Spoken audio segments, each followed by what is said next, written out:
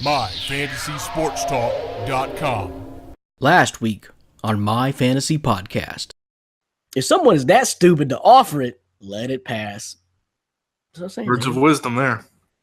Let it be from Angelo Lighty. So let it pass. I agree again. Okay. Just listening to that trade offer wants me to join your league next year. Just listening to the trade offer wants me to join your league next year. So circle this guy, Dan.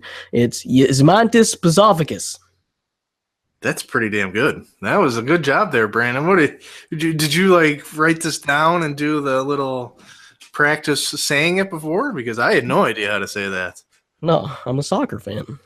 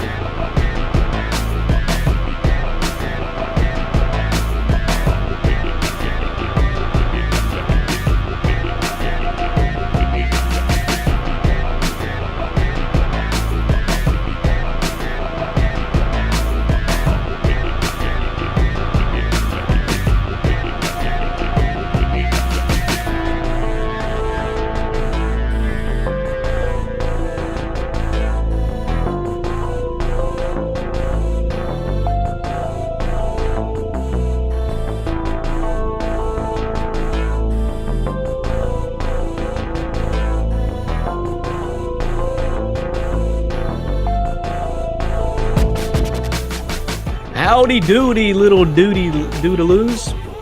How you doing? How you like that, Dan? You know that I had that in my repertoire, did you? I don't think you practiced before you came on tonight with that howdy doodiness. I don't know what was that. It's natural. That's what I'm saying. It's just another move in my vast repertoire that you didn't see coming. No, I mean that threw me for a loop, kind of like when you messed up my joke last week. Nope. I'm still a little sour about that. Yeah. I got many more moves, which we'll probably see throughout this podcast, My Fantasy Podcast, from MyFantasySportsTalk.com. Brandon Reed here talking at you. And Dan Chalk, our lovely president, editor-in-chief, he does so much. He does so much for the college basketball community, really. And the folks tell us about it, too. So he's the man. We call him Dan the Man. What up, dude? What's going on? A lot of great college basketball this week. Big Ten ACC Challenge. I don't know if you've caught any of those games. I got burned by your boy, Josh Pastner last night. Buzzer, that little chump. Burned. Yeah, that was rough. But for some reason, Georgia Tech loves Josh Pastner. I mean, I don't know if they did this at Memphis games, but No, he was a nerd at Memphis. He was a complete nerd. Those guys look like nerds. They look like complete nerds. I was watching the game with a friend, and he was like, "What? Who has an afro?" And it's like, it doesn't really look like Pastner's hair, but right. It's like afro. It was just kind of weird, and I didn't know if Memphis did that to celebrate the wonder of their coach, who's soon going to be an NCAA investigation. But you love him now because the violations are coming ahead. Yeah, he's a nerd. But furious comeback by Northwestern and just barely missed that win. So yeah, Josh Pastner and his boy. Hey, did you see it too? It was a call timeout in a setup design play, I guess. With about 7 seconds left, drove down the floor, laid it up, and the Yellow Jackets get the win, which you did not predict. No, I failed. And for those who wagered money on it, if they did, I did as well. So I lost. So that hurt a little bit. It stung even more because I know your hatred for the man. So he did coach actually a pretty good game. He had a nice defensive game plan that was successful for him. And Northwestern, after their miracle season last year, I mean, they've lost 3 games early to top teams. I mean, solid programs, but they're definitely not the same team that they were last year. Yeah, they just might not quite be gelling. But I'll tell you, part of the secret to Pastner's success, Dan, is he has some ACC talent playing under him now with the likes of Ben Lammers and some of those other guys. So he has some ballers, and he inherited all that stuff. You're gonna have pretty good base of talent when you arrive on the scene of any ACC school when accepting a job. It's a pretty deep conference, and Georgia Tech's no exception. And they got that one last night at the buzzer, completely at the buzzer. So we'll talk about some college hoops today, some college football today, some coaching carousel. We'll talk about some NBA.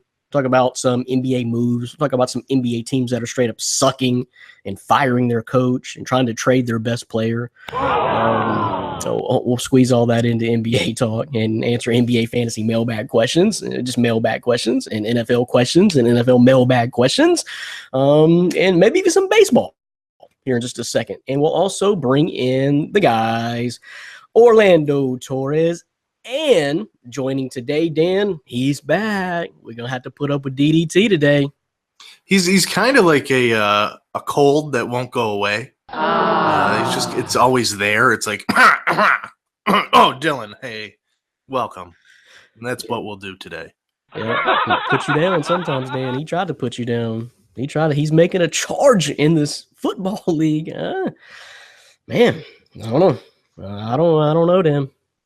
Yeah, if he wins this league, we will not be able to allow him back on the podcast. I'm okay with that. I'm good with that.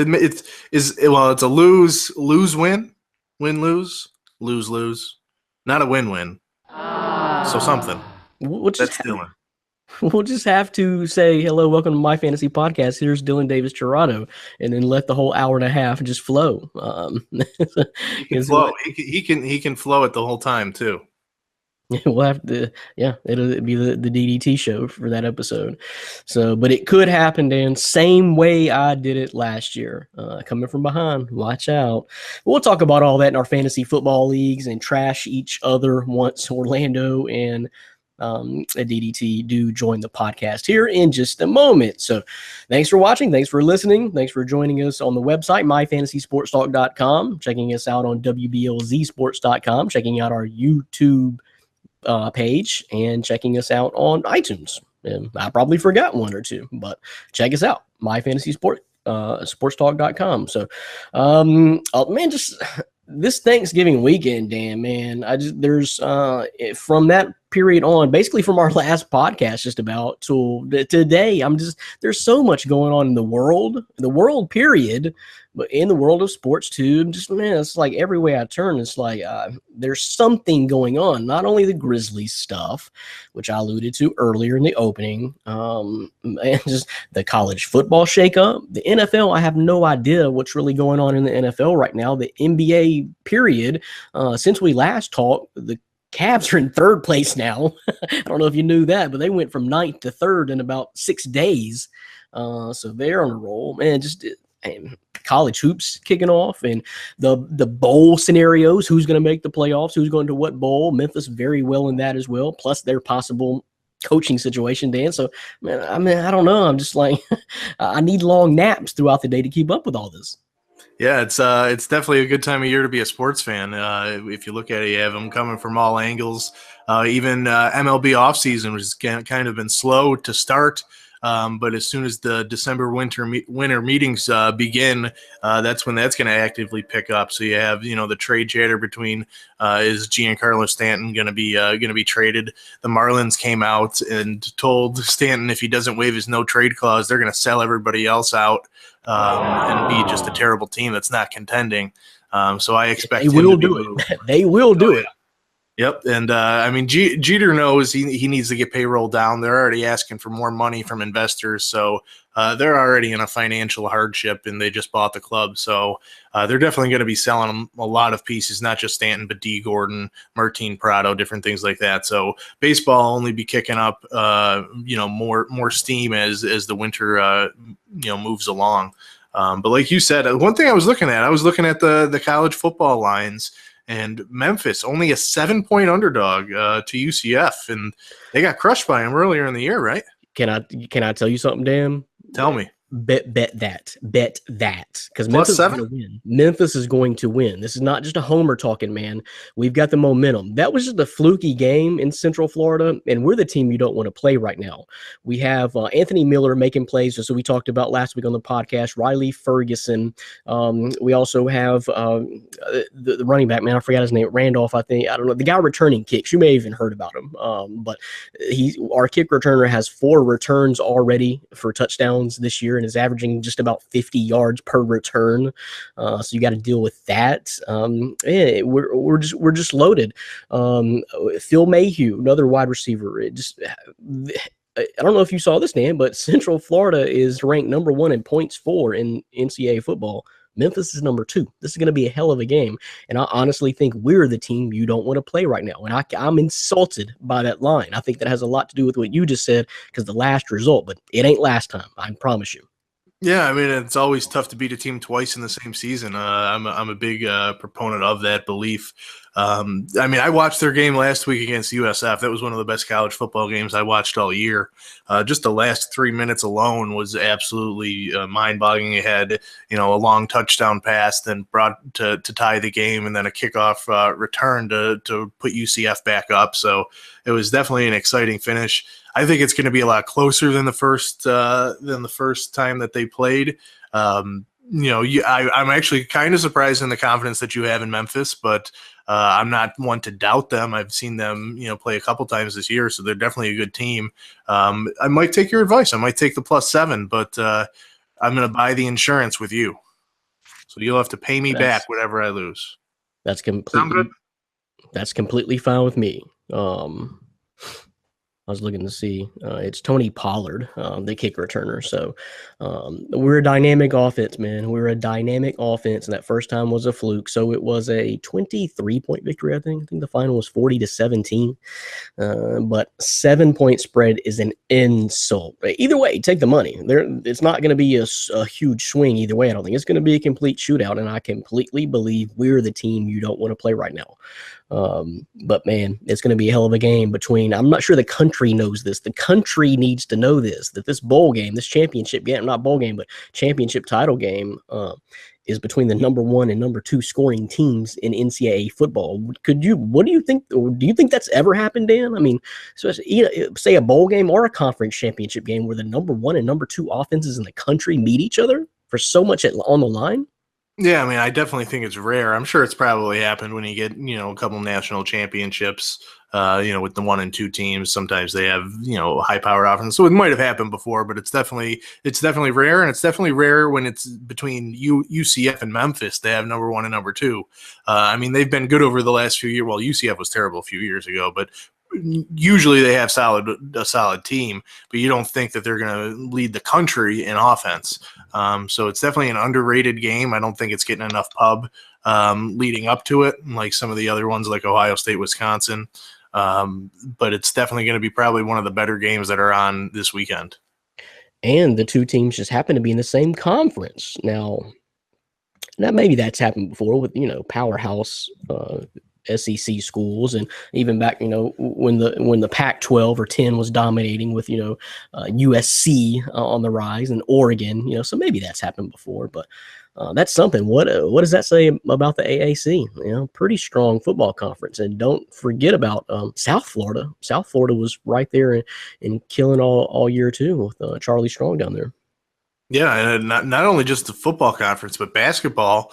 They're one of the deepest in college basketball. I mean, they have a lot of solid programs. Obviously, Memphis is not one of those solid programs this year. Neither is UConn. Did you see Arkansas destroy UConn? UConn? That was like a 40-point blowout there.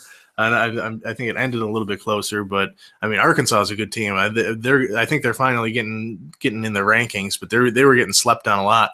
Arkansas and Alabama. I mean, Alabama almost beat Minnesota 5-on-3.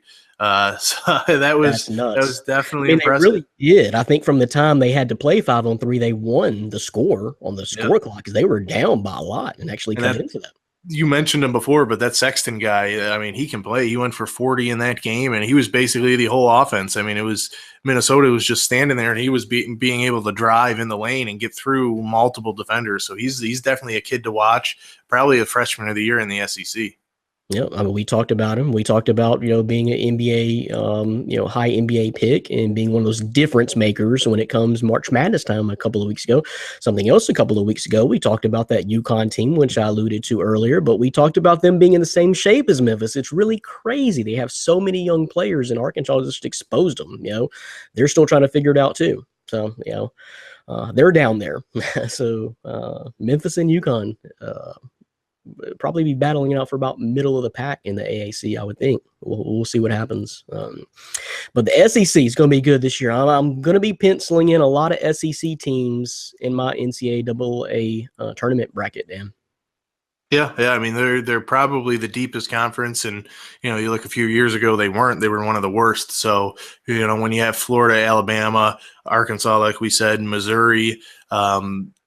Obviously, some of the other big power ones, I mean, they're just slipping through me. Even a team like Auburn is solid with Bruce Pearl, although you never know what's going to go on with that supposed investigation that's going on. But yeah, I mean, it's a deep conference. I think they're going to beat themselves up in conference play. But losing to some of those teams aren't going to hurt your resume. It'll only help it that you're facing those types of teams consistently throughout conference play. So it's definitely going to help them. And I think you're probably going to see the SEC at the top with like the Big Ten and ACC as most teams in the field this year. Yeah, I would say probably guaranteed 5, 6, because they're deep. They're deep like that 5 through 6, or 1 through 6. Because Arkansas, think about the teams that are at the very top, just like in the top 10 alone, with Kentucky, Florida, Texas A&M. So that's 3 right there, like within the top 10, 12 in the country. So everybody else has to fall in line, with your Arkansas and Alabamas, and everybody else. Missouri minus Michael Porter Jr. now. So we'll see what happens, but we're just getting started with college hoop season. Sorry, Josh Pastner beat you last night, Dan. And now a little. We share a little bit of the personal despise. Yes, that hurt. Stop bringing it up. So let's move over to a little bit more college football, Dan, because we're just talking about everything going on. It's too hard. My head is about to explode with all this college stuff. And to me, I find it really funny. I find it entertaining, or interesting at least, to keep up with. But to me, it's just so hilarious to me, because all of these teams have such high opinion of themselves, and just firing some of these guys after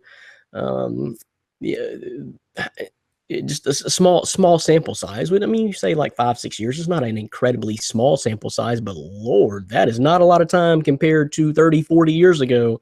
I mean, that's just barely getting your feet wet. It's so changed these days. It's like if you don't beat your rival in the first 3 years and the folks want you out, it's crazy to me. So this carousel, Greg Schiano didn't even really get to even fulfill a contract that he supposedly had a signed agreement, or at least a verbal agreement right there. It was reneged on.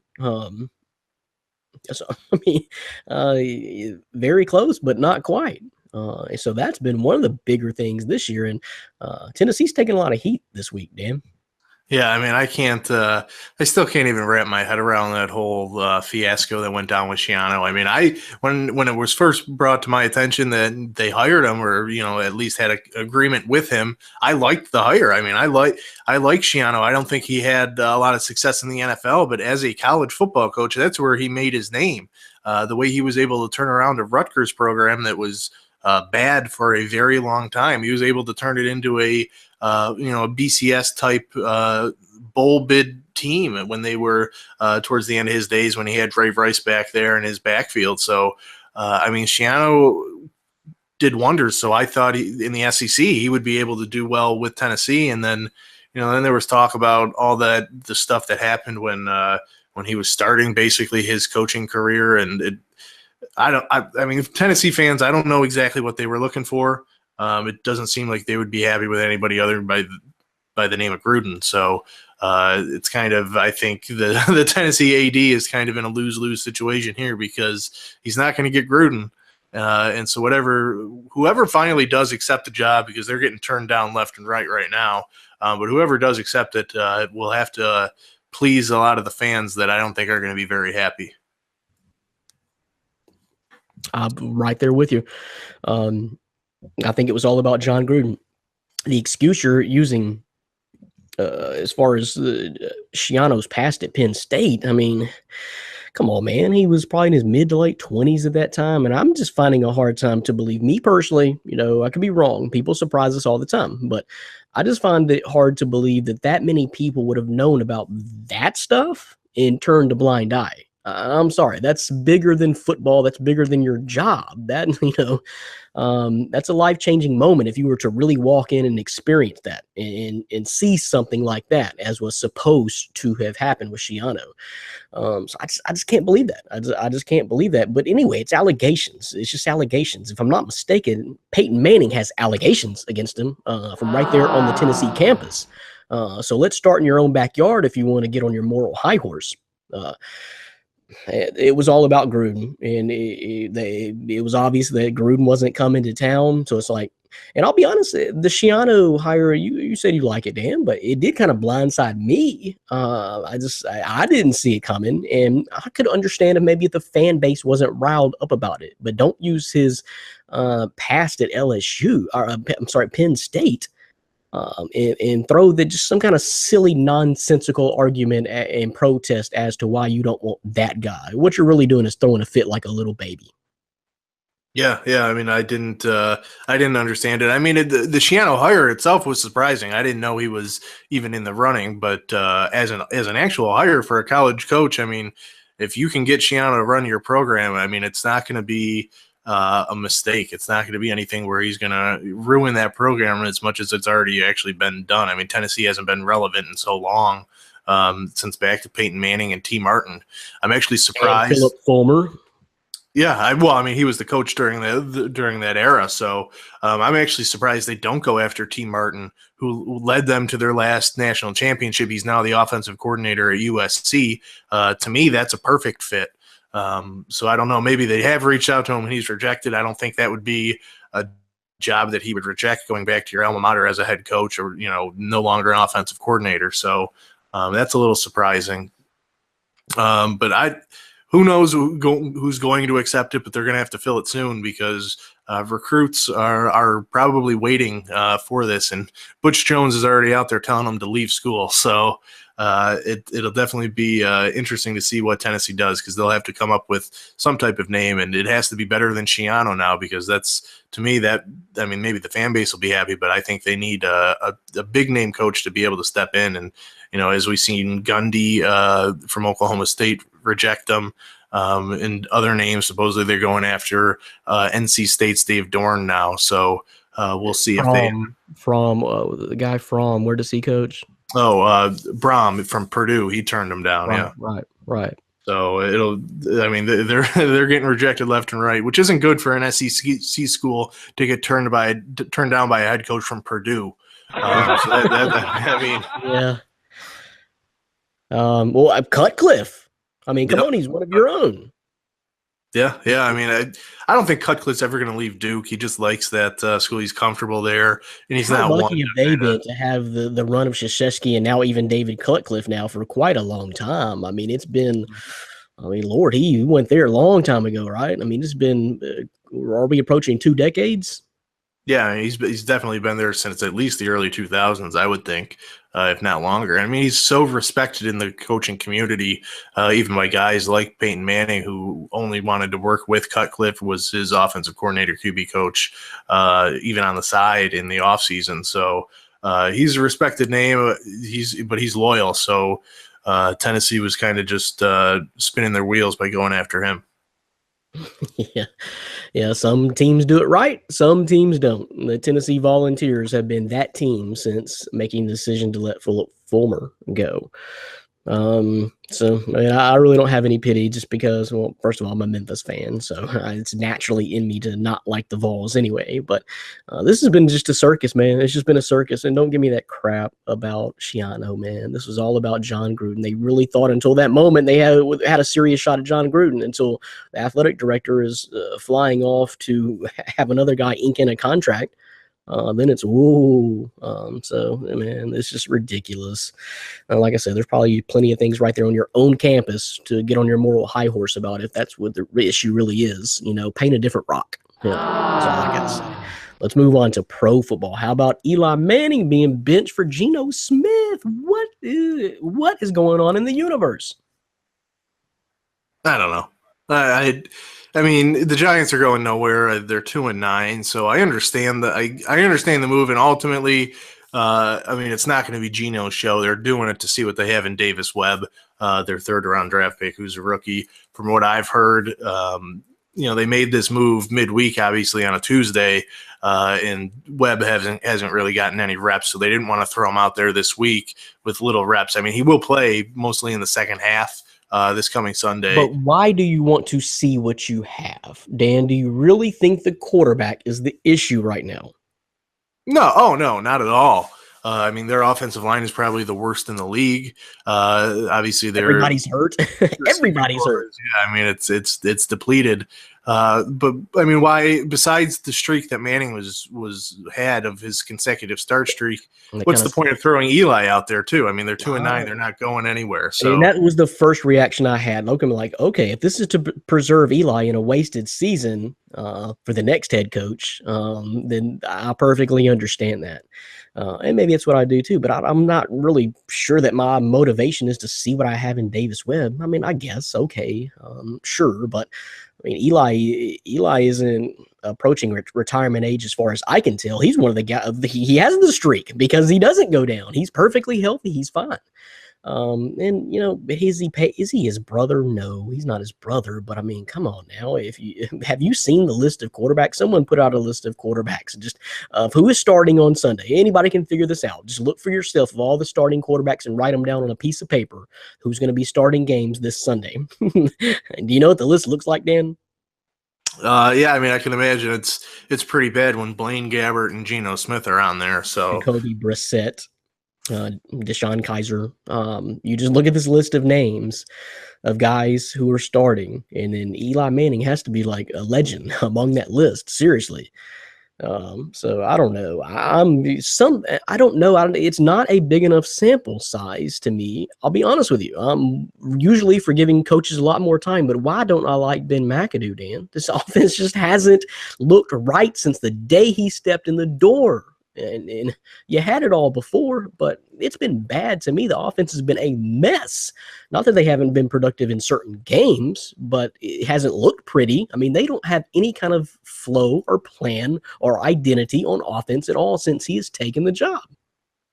Yeah. I mean, I think it's pretty obvious the Giants are going to clean house. I think they're going to do more than just fire their coach. I think they're going to get rid of Jerry Reese, the GM, and just start brand new again. And that doesn't mean it's the end of the road for Eli Manning in New York. I think a lot of people are saying he's automatically out.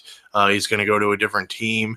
I don't see that as the case. I mean, if a GM comes in, hires a coach, and they see the talent this Giants team has when healthy, I mean, that defense is elite when healthy, and actually playing for a coach that they like. Obviously, they've given up and have kind of come out and said that. They send a different cornerback home every other week, for not participating or trying or being late.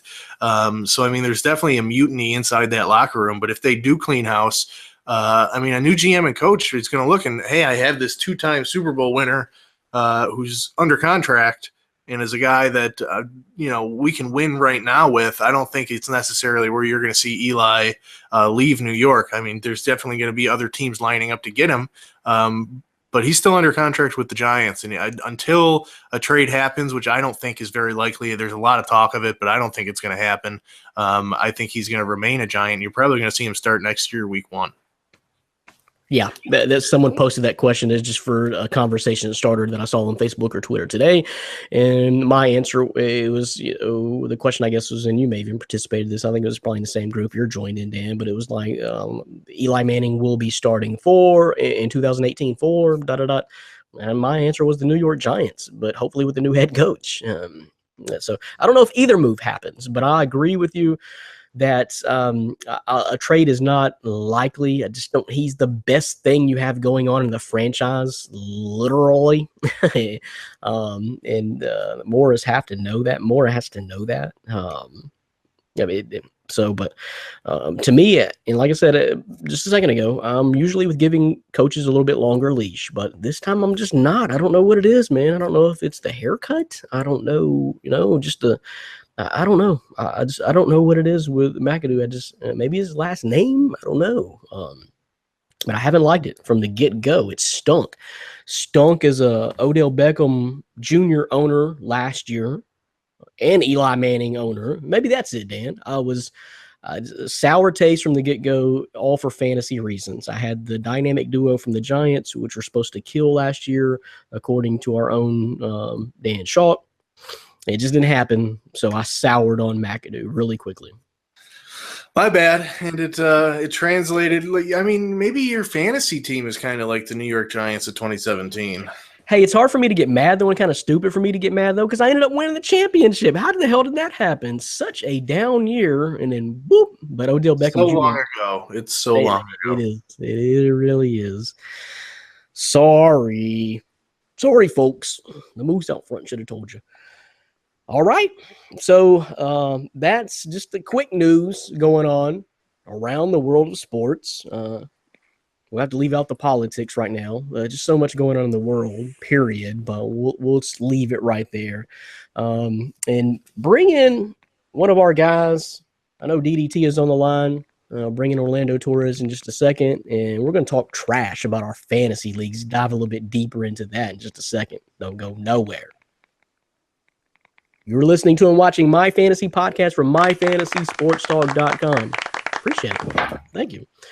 Give it up for yourselves for joining us every single week and all these great questions that you submit every single week. The last one of the show may be my favorite. It may be my favorite, and I'm glad Dan included it, my co-producer here on the show, because I love it. I love it. But we got our man from New York. Watch out, Dan. I don't know how many miles separate you two, but I can't do much here from Arkansas, so I need to separate you two. But our man is back, Dylan Davis Dorado. We just call him DDT. What's going on, everybody? Yeah, I got the soccer jersey on today. Okay, so I'm not familiar. Oh, yeah. I'm not really familiar with the soccer team, so I recognize that jersey, but I don't know what team it is. What is that?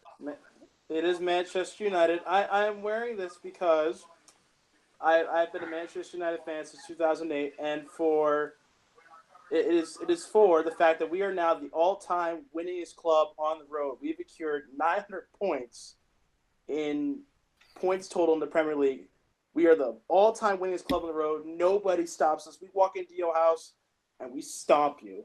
And so what are you saying? What are you saying? Are you talking all-time in Premier League history? I'm talking about any team that walks into the Premier League, any team that's currently in the league right now is not catching up to us anytime soon. If we go on the road, we have the most points. There's 3 points you get per every game, and for the entire history of this league, we have had the most points on the road than any other team that's walked into the Premier League. So it's a crazy stat. It's a weird stat, but it's literally so astronomically big. No team is going to catch up to us anytime soon. So, I'm just rocking that today. And it's an away jersey, so I figured it was very, appropriate. So, man, thanks for the knowledge. That's a crazy stat. Dan, could it get? I mean, can we get more complex on the podcast than that? That came out of left field. Yeah, and I still don't fully understand it. So you never will. It's the league. Okay, it's like saying the Lakers have won the most road games in NBA history. Pretty much, yeah. Pretty much. So, I mean, but it's a lot more complex than that, because there's points and then there's wins and draws and losses. You're tying in points too. Okay. Yeah, it's if you don't watch the league like I do, if you don't watch the sport like I do pretty much every morning, noon and night, unwillingly sometimes, just because I'm that addicted and it's a problem and I need to see a therapist. So it's just, it's awesome. Let's just put it that way. Proud of it. Not only that, you often write about it on myfantasysportstalk.com, and we appreciate that. And tune into that weekly from our man DDT, because I love soccer. I've admitted this before. I don't really get into the club level soccer. I don't, man. I just don't love soccer. World Cup's coming up. Yeah, the international coming up next year. Right. Well, if I'm a American or Italian fan, it's not going to be very good. So, I If mean, you're a Dutch yeah. fan too, it's not very good. Actually, can I throw this little snippet in there? This actually might intrigue people. So apparently, there is a team that qualified. You may know them. It's called Peru.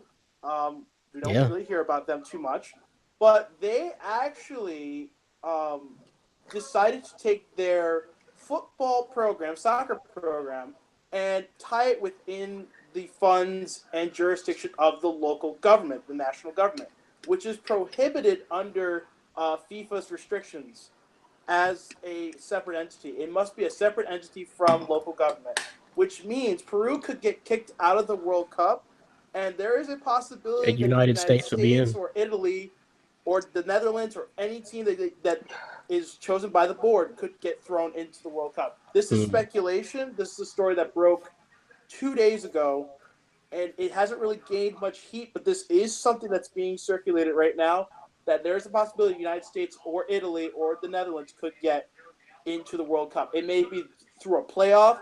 It may be through a 3-man tournament. I don't know what they're going to do. Well, I mean, I'll be honest. Probably the biggest gain for the world soccer community would probably be if Italy got in, not the United States. But that's I mean, that's kind of my thing that I can't really explain or talk about to the common sports fan or the average sports fan here in America. But just because they don't care, they just care when it's anything USA, rah rah rah. Like the Olympics.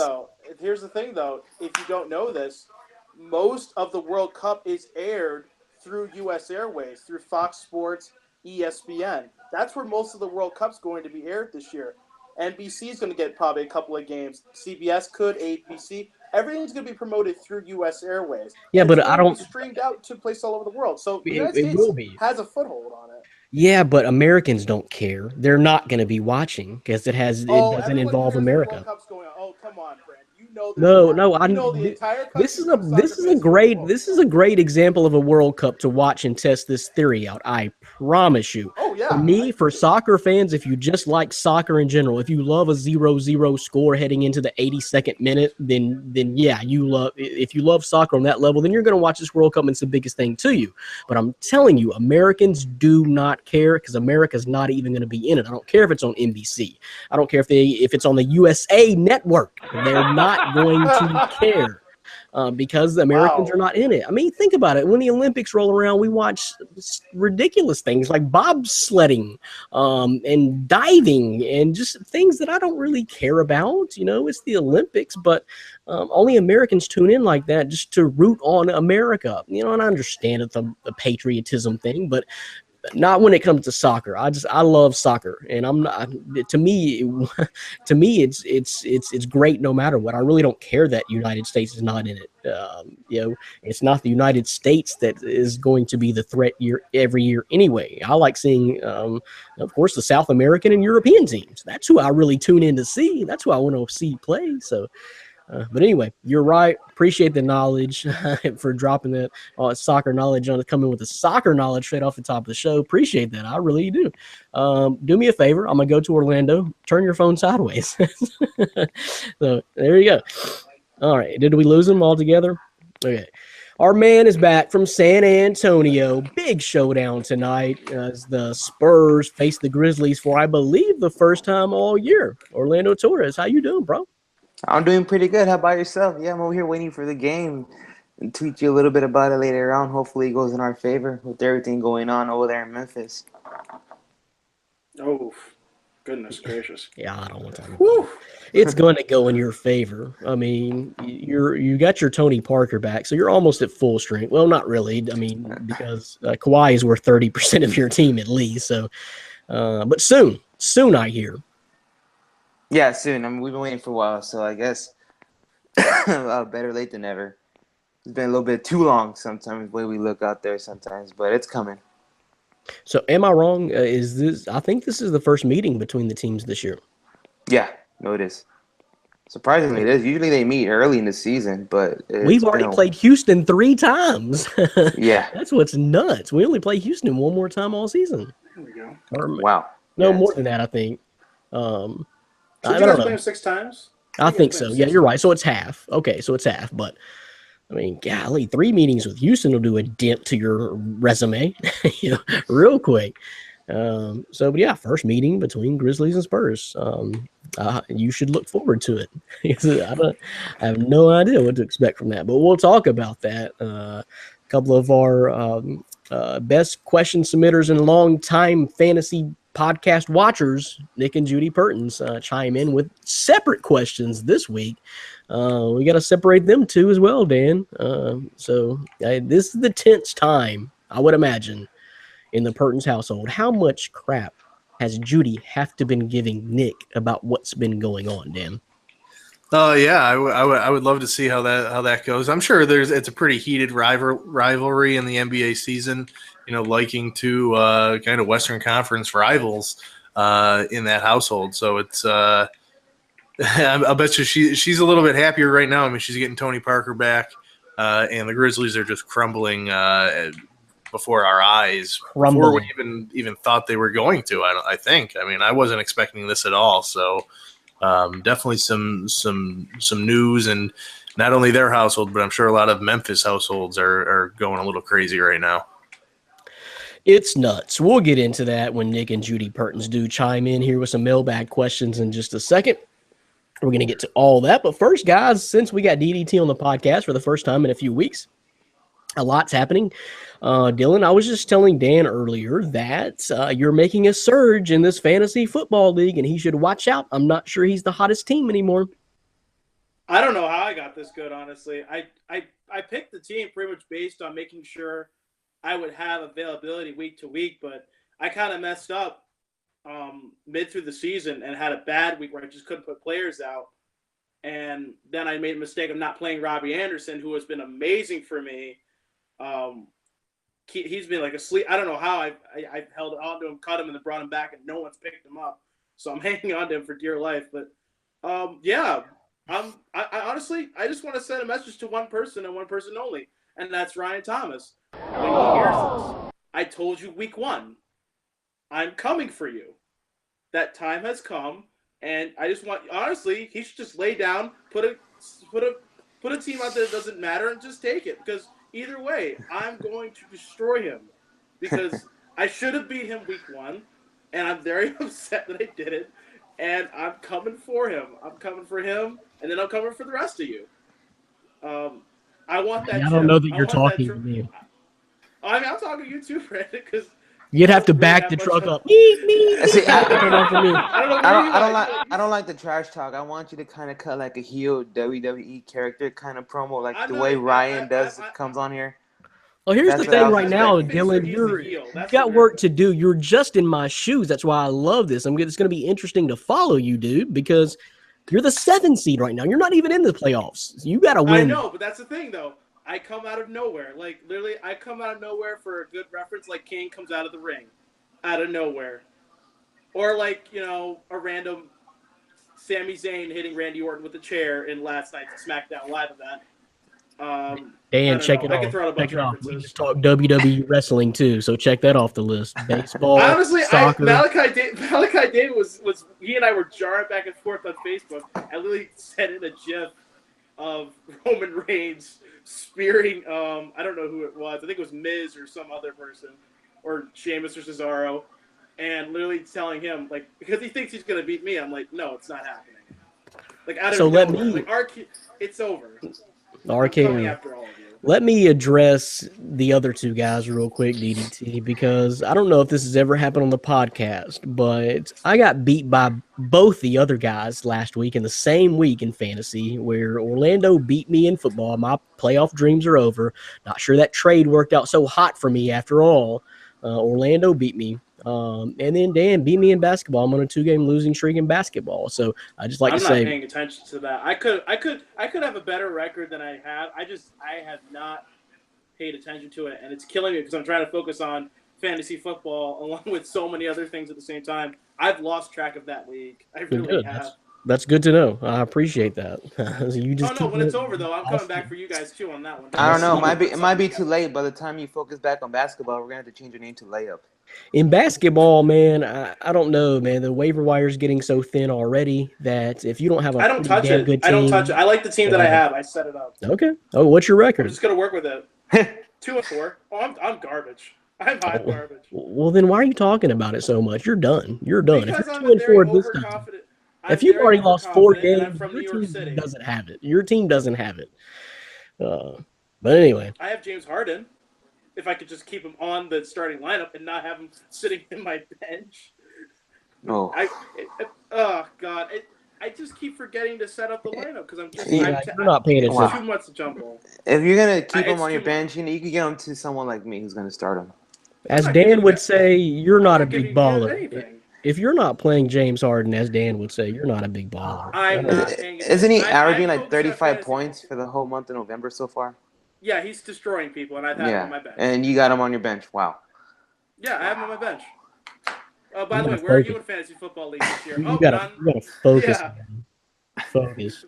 Bring you back to earth, man. Looking- I may be at 7th, but I'm the most dangerous team in this league right now. Looking Can't back deny at that. these fantasy football standings, so actually right now, I'm looking at the projected playoff bracket in our fantasy football right now. So Prestige Worldwide, who Dan has bashed all year long, said he was trash.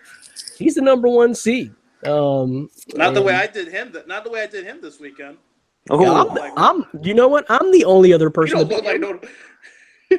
Listen, did you see the score that I put on him? He's still number He's the 1. number 1 seed. Look what I did to him. I'm not even So- in the playoff bracket. Here's the thing. I got to ask Dan, what's going on, man? I feel your slide. You may not admit to it. You may still say you have the best team and Prestige Worldwide is junk, but I see your slide. Your slide is happening as we speak. oh. Yeah, it's kind of reminiscent to last season. I was the number 1 team all year, and I fell apart at the end. And a lot of it has to do with your boy over there in Tennessee, and Marcus Mariota. I keep putting him out there, and 7 points last week isn't going to get it done from your quarterback. So him along with our guy Kareem Hunt. But I have confidence in both of them, and I'm going to keep putting them out there. I'm going to put the same lineup that got me there, basically, to my 8-4 record. So I'm confident in it, and I think I can still take the ship. But I do have to win this week. It's somewhat of a must win. I mean, I am in the playoffs, but I would like that first round bye. Yeah, so I just thought about something with the rise of DDT. Is that some of the, and I think this is what happened with me last year. A lot of fantasy football, these are the little subtle things. Okay, so Dan, you obviously drafted probably the best team for sure. You definitely had a killer combo through the first month or so of the season with Todd Gurley and Kareem Hunt just blasting off. But could it be that the guys that start out hot and fade, then those teams that were dominating get in trouble, whereas the teams like DDT pick up these sleeper guys like Robbie Anderson, who's putting up 40, just crazy numbers and get hot at the right time. You assimilate and accumulate a team like that towards the end of the season, you're peaking at the right time. Could there be something to that, Dan?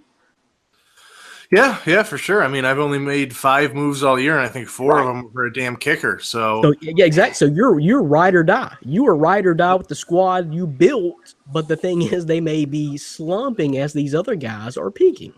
Yeah, for sure. And to try and make moves late in the season like this in a 14-man league, you can't really do that with the thinness of that waiver wire. So it's definitely a skill that you got to kind of hone in and craft. And yeah, maybe I wasn't the best with the waiver wire in this league this season. So it's that. I mean, that's fantasy football. You got to kind of have it from all angles. So I may have, the best draft that you've ever witnessed, experienced, or seen, but it might not get me a championship. Yep. I think there may be something to that. Just something to keep in mind. 'Cause I think it kind of happened with me last year. I made a lot of moves, but this year we're kind of locked down. I mean, even if you wanted to try that theory and approach, Dan, is 20 acquisitions. That's it. You ain't got a lot of room to work with. I maxed out. I was about to say, man, I maxed out too. I was trying to pick up Case Keenum this morning. I'm over here looking at Dak. I'm like, man, he's not producing, and I couldn't pick him up. So I think I still have a couple more spots left. I made the mistake last year of doing too many and forgetting that there was a limit. This year I've been a lot more. I won't say I've been aggressive with it, but I've also made sure like there were some weeks I was just like I'm going to skip on this guy. I'm going to skip on this guy and work with the team that I have. So it's definitely something you have to take time to learn. But this year I got a lot better. I was probably a little too aggressive early in the season. Well, I got 15 moves, guys. So if you want to buy them from me, $5 a move, we'll make it work. I might need that soon. I might take one of those spots. I might PayPal me. Well, you I'll may pay not back. even make the playoffs like me, so why are you gonna waste your money? Because Yeah. I got money to blow. I mean, I hope. After bills are paid, I got some money to blow. I'm not out of the bars every weekend. So Dan, I'm looking at the playoff brackets again for the Fantasy Football League. Go with one game left, of course, but out of the 6 playoff spots, it was 2 fans of the site who were making it right now. Not to mention the number 1 seed overall, Dakota Day, Prestige Worldwide. Then you got, I think, Dennis Durso, number 4, Show Me Your TDs. 2 of the fans making the playoffs out of the 6 teams. Yeah, Dennis Durso definitely showed me his TDs last week. He put up over 130 points against me. So even if my players produced what they were projected, I wouldn't even have come close. So he's got a pretty solid team. Prestige Worldwide, I just looking at his roster and then his record makes me angry. I mean, sweet Jesus, his team is not good. It's just not. And I don't know how it continually wins. But I mean, more props to him. If you can win with that kind of lineup, It's a pretty damn you good got a record at this point. you got a horseshoe up somewhere. So maybe he'll lose that horseshoe eventually because it's just a bad team. I'll tell you what it is. It's a Sean McVay there leading his team with the Jared Goff and the What is he, quarterback. 9-3? I guess he's 9-3 Yeah, now? he's 93, but here's the thing: he's only scored 990 points. I mean, it's second or third lowest in the entire league, and he has the best record. So, if he Just was getting that edge, though, it's just like you can't even count that. It's just sometimes you're getting that edge. I've had lucky with the matchups. This year, yeah, like literally, I think Orlando and I had a really close one. I think it was like 85-84. Oh. Literally, I think my defense or my kicker You know, made the why difference. you gotta bring up old stuff, man? Why you gotta bring up old stuff? I'm not trying to hurt you. I'm just trying to bring up a stat. I'm Trying keeping to the hurt you. conversation going. Trying to hurt me, man. Don't Back get, in hey, week. listen, man. I was don't back get in that. week 4. Let it go. Let it go, man. Listen, don't be hating, okay? Don't be hating. You know, not everybody can be like me, and that's a good thing. Too many of me's would be a problem. Oh, I'm looking for that surge. I don't know. You still got Ryan Thomas in there who's hanging on to that 5th seed. If I win, I'm in and he's out though, isn't it? Because of record, I I don't kick him know. out, something Maybe. like that. I think that I don't know. The Yeah, whole standings threw me off. So Dan, you told me if you lose and I win, I would get a first round bye. How does that work? You would Because win the Mal- division. You No, would win. is that how it works? Or is it Yep. 2 best I thought records? Malachi No, was the division 8th winner. then. Each division winner gets a first round bye. Well, he ain't beating Prestige Worldwide. Yeah, but how do I go from 7th to 2nd though? How does that work? Because you won the division. Lose too. He ain't winning the division over Prestige Worldwide. No, he's in my No, division. he's I'm in 8. our division. He's 7 and 5. I'm in. Oh, that's Oh, right. okay. I'm in.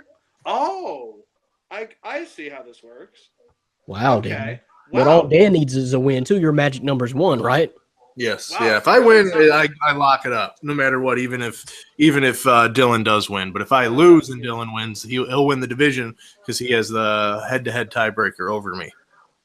no. Oh, that's right. Because I got the one. Oh, wow. I just realized that. Okay. That's wow. I'll tell you what, Dan, we're going to have a committee meeting in around July sometime. We're going to sit down. We're going to formulate a plan with a few guys, at least get a few guys' opinion on scheduling and rule changes for next year. So we're straight up legit going into next year. I kind of like I'm the giving idea up of my playing- conditionership. I'm not dealing with this Well, stuff. Too much stress in I my apologize. But That trade was such a bad idea, Brandon. Thanks a lot for totally ruining the fun. what are you talking about? You and Ryan really throw that trade around. There's conspiracy theories, like who knows, from an underground bunker in Area 51. What are you over talking who about? Does what? Come No. on. The rules No, the are conspiracy. Well, I mean, I just find it odd. I don't know if it's a conspiracy, but the two guys ahead of me in the standings vetoed the trade within 15 minutes. Okay. But as far as the other thing is, we still have a matter of a couple of missing veto votes. Who are the other two? So that's your conspiracy. I'm just glad I wasn't one of them. I'm glad I didn't even see the trade. I'm watching this all from my drinking a cup and sitting in my nice little lawn chair watching all this ensue. Can we also throw in that Derek Coppage has had a 2-10 record? Is it putting a team out there? Le'Veon Bell's on his bench, and I would kind of like him to put a team out there. Yeah, I got Yeah, It's killing me. He's like Dylan, but in football, because you got James Harden on your bench, so you should know how that goes. Hey, when I catch up to you in Superstars. basketball, I hope you got some more words for that mouth, because I'm gonna have a lot more for you too. Basketball's different. I don't know that you're catching up in basketball. You're just I can catch up. There's a way. Football is different because guys get hurt, and then those guys, kind of like your Robbie Anderson, you can still have those guys. But in basketball, not enough guys get hurt because I think the waiver wire is depleted already. To be honest with you, there's not a guy. I don't even need the waiver wire. I like the team that I have. I'm going to rock the team I have for all year. Okay. I have no problem with it. If I would just stay with the record, I probably would be at 500 right now.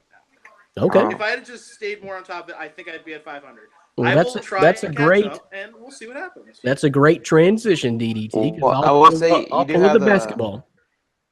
Go ahead, Orlando. He has the best looking bench in the league. That's all I was going to say.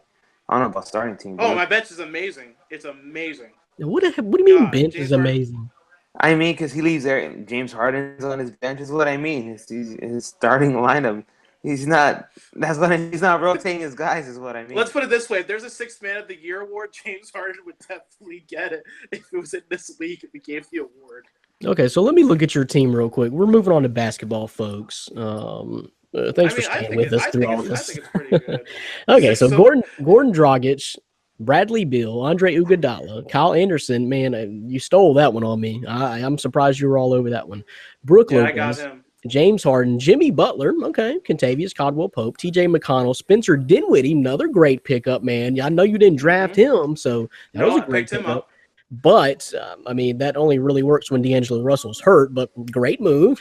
Serge Ibaka. Russell shouldn't be back for a while. Yeah, Serge Ibaka, Jay Crowder, Willie Cauley-Stein, Dwayne Dedman, and Mario Chalmers. So, and remind you, actually, to everyone, I forgot to draft my team. This is completely auto-selected based on the best player available.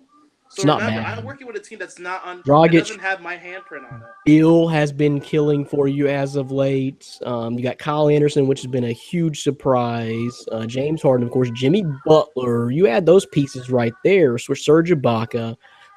That's not a bad draft, so it's not bad. It's not bad. If I just stay with it, man, I'm telling you, I'll be back in a few weeks. Just give me a few weeks. I'll be back into it. So let me look at the guy who just beat me, and I guess now the guy who is number one in the league. Yep, 5-1, our own last year's champ, Dan Schalk. Mike James, and these are in no particular order. It's just who's starting right now. Mike James, Jeremy Lamb, Tyreek Evans, which has been a huge pickup for you. Rondé Hollis-Jefferson, Dwight Howard, Ben Simmons, which has been MVP worthy. T.J. Warren, Dennis Smith Jr., Damari Carroll, E'Twaun Moore, John Wall, Kemba Walker, Blake Griffin, who just got hurt. Sorry, Dan. Wish that would have happened last week against me. But anyway, Lou Williams and Marco Bellinelli. So you still feeling great about your team? How big of a hurt for you is Blake Griffin going down for what I saw earlier? We're talking about a couple of months, right? Yeah, 2 to 3 months. My team my team is clearly the best when healthy. They're just putting up more points in loads than everybody else. You guys can just look up at me. But yeah, I'm dealing with some injuries right now. Not only Blake Griffin, Kemba Walker is out. John Wall is out. Basically, my 3 best players are missing action right now. So I'm confident I'll be able to kind of stay afloat, but I don't think my winning streak is going to continue into the double digits like I had envisioned if my team stayed healthy. Yeah, like I said, I wish that Blake Griffin thing would have happened against me last week. Just my luck. Ben Simmons has been balling out, though. Got 13 for you heading into the second quarter already. Yeah. He's obviously the rookie of the year in my eyes. And, he's putting up stats in basically every category, from points, assists, rebounds, shooting percentage, even blocks. So, and on ESPN, he is now point guard eligible, which is pretty big. So you can move him from point guard to power forward. He has multiple eligibilities at different positions, which is kind of big when you can craft your lineup around that. Oh, it's huge. It is absolutely huge and something to look out for, especially in leagues. Are you saying he has everything in between point guard to power forward, or just point guard and No. power forward? Point guard and power forward. What? That's That nuts. is so weird. That is nuts. That's like weird that Evan Turner playing small forward and then also being able to play point guard. That's just weird. I mean, I agree with it. Yes, I agree with it, but it's just completely weird. You can play point guard or you can play big man. You can pretty much be Magic Johnson 2.0. That's, I mean, He could played be. power forward and point guard with the Lakers. He switched back. Could and forth be. between the four and the one. He's looking really good. He's looking really good. Like within a couple of years, he's going to be MVP consideration probably for real. Can he lead the Sixers to a championship, you think? They got a lot of pieces right now. We'll see how it all fits together. But they got so many good guys. They're just not going to be able to keep all those guys after the rookie deal. Embiid, what is Embiid doing? You see that game he had? It's probably been a couple weeks or 10 days or so to 2 weeks or so ago. It was like, what was it, like 46 points, 20 boards, 7 blocks, and like 7 steals or some crazy number like that. I mean, He and Andre Drummond have both been balling out like crazy. that was the biggest number I've ever seen in daily fantasy, Dan. I think in our league he had like 102 or 103 points in our league. Oh, That's the biggest number I've ever seen in a game. One game. filthy. I think the previous high was maybe 70, maybe 80. That you've ever seen, or this season? It's I've ever incredible. seen. I've ever seen, period. I've never seen a number like that in basketball. That's Wait, great. yeah. I've never no- seen triple digits. I mean, can you remember a triple digit game, Orlando? Didn't James Harden have one last year? He had Triple over digit? like 110, I think. Yeah, 110, he had a big one. I think he He's had right. I think he did. like a have one. 50 or 60 points. Yeah. Okay. Man, that's He a dropped, huge like, number, it, though. It was that game he dropped 65. It was the game he dropped 65 in December. And then that he had I think that. like 2 weeks ago, LeBron had a 90+ point game. That was He got ejected for the first time in his career. You see yeah, that? fell. But a couple weeks ago, First- he almost broke 100. LeBron a couple weeks ago. First, Steph Curry gets ejected for the first time in his career. Then LeBron James, and then all the NFL brawls. The world is just at attention right now. What is going on? Man, squaring up. Oh, Man, I'll tell you right now, Crabtree was ready to square up with Tweed, The too. Crabtree I needs was to like, stop let him wearing a fight. chain. That's Let him not the fight. first time he's gotten into an incident over someone Second snatching his time. chain off. Stop wearing a chain. That's that you got that you lose a lot of respect amongst the NFL community. You get mocked up twice over a chain. Like, why are you even wearing it? Just play football. No one cares about your jewelry. Everyone cares how many touchdowns you catch and how many catches you have. Just play That's it. football. And what the folks are telling us is just answer NFL mailbag questions. God, and waiting all day. So that's what we're going to do coming up next. Don't go nowhere. You're listening to and watching My Fantasy Podcast from MyFantasySportsTalk.com. Brandon Reed, Dan Shaw, Orlando Torres, and Dylan Davis Tirado on the line for you today. So we got a lot of questions from you guys, so let's get into it. We'll start in the NFL. We'll just go through the NFL real quick. And the first one, you know what? I'm going to do something different, Dan. Orlando, dude, this is from you. This is for you. Jay Baravian. Sorry, I didn't even practice that beforehand. Sorry, Jay. I totally missed that. I didn't even look at it. You shocked me there. I expected something easy. We start out pretty hard just from the get-go. But from Jay Baravian. Let's go. From Jay. But what I want to do different is I want Orlando to read this question. You got it pulled up in front of you. I should ask that first. Do you have it pulled up in front of you? Yeah, give me a second. I'll go ahead and pull it up. Okay. Because I want Orlando to read this question. It's for him. It's for him, so I want Orlando. It made my heart melt when I got this question. I enjoyed it. Pretty sure I had to read it over like 3 times to make sure I was like, did I read this correctly or am I just It's just a thing. Orlando's got fans. Orlando's got fans. And it's a great piece. It's a great piece. I wish I had fans. Anytime you're ready, Orlando. All right. It says, Orlando, thank you for your man up step aside column this week. I had the scenario Breeze or Goff, and I had Breeze in until I read your column. And all I can say is thank you. No one I read said to bench Breeze for Goff, so you were spot on from Jay. And you're right. You nailed Brandon, that when one, you man. edit this, put some like heartfelt music behind when he reads that. So I'm gonna drop hearts all across the screen, like. Oh my gosh. At first, I thought Dan edited the question or something to give me something nice for the holiday season or something. Hey, Dan may have won money on you. Dan may have looked at it and said, "Yeah, Orlando's onto something here. Bet 200." No, I have Goff in one league, and I mean I don't have another quarterback option, but I played Goff and I reaped the benefits. And I'll just say this with the Orlando's column, I mean it's he's gotten a lot of hate. I could say this season probably on the podcast from some listeners who haven't been happy, but within all those those misses that you think you have every week, he has a lot of hits. So if you don't check out the column, I definitely recommend it.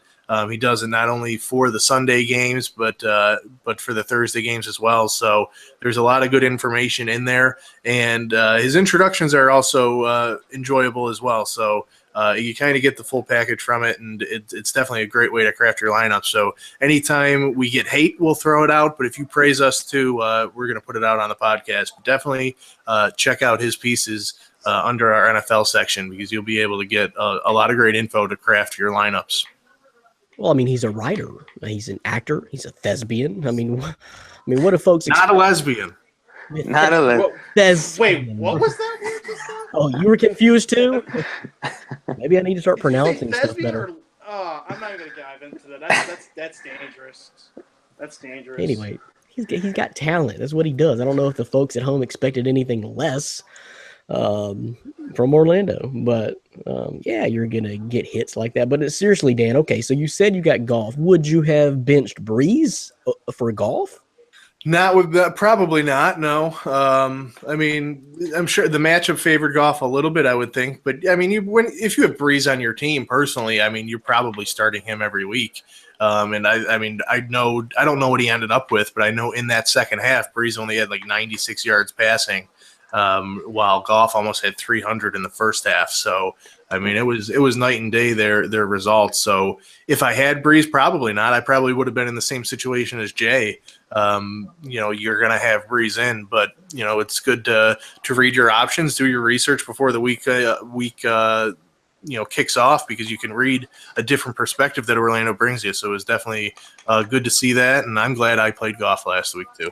Well, I think, with the purpose of the article too, I think sometimes why I get some hate for it is, I've stated it in the beginning, but there's some times where I have some of your studs where I'll mention you should bench him this week. I'm not saying you have to, but I'll consider it, and then I'll throw out other options. So that's where the hate comes from.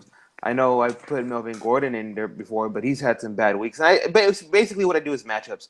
Well, a couple weeks ago, we had that guy who was mad about DeAndre Hopkins. I mean, when Watson went down, his numbers declined. I mean, it wasn't going to kill you. But then I've had other guys, to start. I think I've had Robbie Anderson there before. Some other guys that you may look over, but if you look at their stat line, it's not about the names in fantasy. It's about what they're producing for you. So that's the whole point of the article. Yeah, I mean, such things as like DDT's own Robbie Anderson. How many weeks in a row did people probably keep him on the bench when he was going off in favor of other guys? It takes guts. It takes looking at the matchups to call something like that. Say like me, who would have benched Matt Ryan in Deshaun Watson's second start in the NFL? I don't think I did. It took me a while to catch on to Deshaun Watson, but there's things out there. You just got to call them and catch them. And you're going to be wrong half the time, but you're going to be right half the time, and it could lead to big things. So, but it's a matter of getting on the right, a page and mindset, with you and the readers. So saying, yeah, I can see that. I agree with that. And you do it just like Jay did. And you strike it. So, good for you, Orlando. Good for Jay, man. And I hope it led to some money. What does he say? I have Breeze until I read your column. That's all I can say. Thank you. No one I read said Breeze. So I don't know if and he doesn't really specify in this scenario that he gives, but I don't know if this won him a big game in his fantasy league or this won him big time money in daily fantasy. So either way, You're welcome from Orlando, Jay, and he will promise to keep it up. So let's move on. Let me see what this next NFL question is. And this is, here we go. This is a good one for DDT, which I know what he's going to say, but let me first get Dan's take on this because I know DDT is going to be biased on this, and I can understand that, but I'm interested in Dan's take. Dale Frank wants to know one of these guys. Which one, man? Devin Funchess or Robbie Anderson? PPR. Yeah, I mean, I think that's a good thing, a good combo you have to decide between. I don't think you're going to go wrong either way. I like both options. I'm actually going to lean towards Devin Funchess. I just think in a PPR setting, he's more guaranteed to get more targets. Robbie Anderson has been very touchdown reliant. Obviously, went off last week. But, the 2 games prior than that, he had 85 yards and 48 yards receiving, but he was able to score a touchdown. With Funchess, ever since Kelvin Benjamin's been traded, he is the go-to main guy there, averaging over 17 yards a catch, no less than five catches, no less than 86 yards. He had his first 100-yard game last week. He's had multiple touchdown games throughout the season. So in a PPR setting, he's Cam's guy. You're going to look, say, Greg Olsen has come back. He might eat into those targets. Look what happened last week. He got hurt in the first half, never returned. But with him on the field, I think it helps. I think it helps Funchess. Yeah. I mean, it could. But either way, I mean, Funchess is going to get his targets. He's going to get his numbers because he's basically Cam's only weapon now since Benjamin has been traded. You have Christian McCaffrey coming out of the backfield, but he's always going to have a spy on him. So I think Funchess is the safer play. Robbie Anderson might have a higher ceiling because he can score that 60-yard touchdown where Funchess will get you, the 2-yard fade pattern in the end zone for a score. So Funchess is safer, but Anderson has a little bit higher upside, but I would go Funchess. Well, and I'm a Funchess guy now, and just like what Dan said, since the Kelvin Benjamin trade, I am a Funchess guy. He's a big dude, big 6'4" target. Man, I like receivers like that. He is definitely talented. For the first time, I think, since being in Carolina, he's the clear number 1 receiver. If you want to consider Greg Olsen when he's healthy and out there playing, but Greg Olsen helps take some of that coverage off Devin Funchess, and we don't know what that looks like without Kelvin Benjamin yet. We don't, and Carolina's clicking. So I'm a Funchess guy. Robbie Anderson has scored 6 TDs in 5 weeks. He has scored TDs in 5 straight weeks, folks. 6 TDs in 5 weeks. That's going to come to an end. It is. I'm sorry. So that's what I'm playing my statistical odds. I like what Funch is doing. He's going to get more carries. Looks. It looks his way, and that's who I'm on the bandwagon for. So the streak from Anderson, although I hate to tell you, DDT, has been great. It's got to come to an end. Still, I'm playing those statistical odds. I mean, you buy stocks when they're low. You don't buy them when they're high and already peaked. That's just how it works. So that's kind of also why I'm leading towards Funchess. Before I go to DDT, Orlando, let me get your take on that. Funchess or Robbie Anderson right now? Oh, yeah, no, this is tough. I'm going to go with Funchess, but slightly. I know Anderson's been getting the touchdowns, but, I mean, in PPR formats, he's been killing it as well. He's been doing pretty good. He's not going to kill your lineup. It's pretty close, but I'm going to go with Funchess. So, DDT, you hate to hear that. Now, I think you may know this in the back of your head. Your boy's run has got to come to an end soon. He's not going to keep this up. He's not going to score touchdowns in the last 12 weeks of the season. Well, there's no definite possibility he will, but there's no definite possibility he won't. No one expected him to do what he's doing right now. And I kept him on the bench for a couple of weeks, thinking like, oh, he's had a touchdown. He's not going to get another. Let me put Jermaine Kearse out there. Oh, no, he's only going to get me 3 points. Robbie Anderson gets me 20. I understand what you're saying, and I do like Devin Funchess a lot because now that Cam Newton doesn't have Greg Olsen, and I understand Christian McCaffrey's a good option, but really, when you're talking downfield, immediate downfield, Devin Funchess is his guy. He's going to get at least 20 targets per game. He's got to. There's no one else he can throw to. With Robbie Anderson, the reason why I put too much reliance on him is because you also have Stephon Jenkins, you have Jermaine Kearse, you also have Matt Forte in the Jets, and Josh McCown likes to spread the ball, but he's also a big risk taker. Josh McCown doesn't always just go for the safe route. When he was throwing to Robbie Anderson against Carolina on Sunday, he was throwing passes that he should not have been throwing. If you're going to look at a coach, if you miss that pass and be like, I'm sorry, coach, I thought that was a better option. No. He was throwing the double coverage on both of Robbie Anderson's touchdowns, I believe. But Robbie Anderson has such a great ability. He's playing for a contract. He's playing for a spot because no one expected him to play this hard. He's playing hard to get a chance to be on this team as a number one receiver or a number two.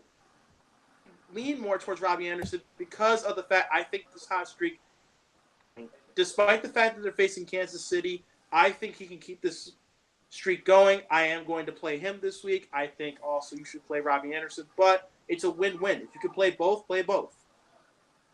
Play one. If you're lucky enough to do, yeah, you're right. So I don't know. It's just a matter of how you look at it. I'm just playing those statistical odds. I'm a Jets fan, so I'm biased. So you were right. Yeah, I'm a Jets fan. Yeah, it's a killer streak he's been on, man. Killer streak, and I just do not see Devin that Funchess happening. is great, though. I'm surprised at how well he is. He's going to be great for the next year. Well, and that was kind of my point. We don't know exactly what the Carolina Panthers offense and Devin Funchess looks like or could be yet with him as the sole guy and a healthy Greg Olsen and a Christian McCaffrey out there learning and growing and getting better every single game too, and a Cam Newton that seems to be poised and ready to take over and try to get his team back to the Super Bowl, which is completely possible at this point with their record. I think they're, what are they, 8-3? The Rams have anything to say about it. The Rams And the look good, and I was surprised by that, which is another reason for me to give Orlando kudos because I thought that Breeze and the Saints would handle the Rams a little bit better than that, and they didn't. But all right, Dale Frank, hope we helped you out a little bit there. The next NFL question, let's see. Okay, this one was inserted by Dan. This is going to stir up a pretty good conversation between him and myself. It comes from Kyle James Sebring, or maybe Kyle James drives a Sebring. I don't know, but we'll call him Kyle. I'm going to give you guys advice. Keep sleeping on Kareem Hunt, and you will be sorry. He's going for 20+ against those Jets this week. Remember my name, bitches. Oh. If you choose to Remember go my Twitter against handle, bro. Come at me if you think that's true.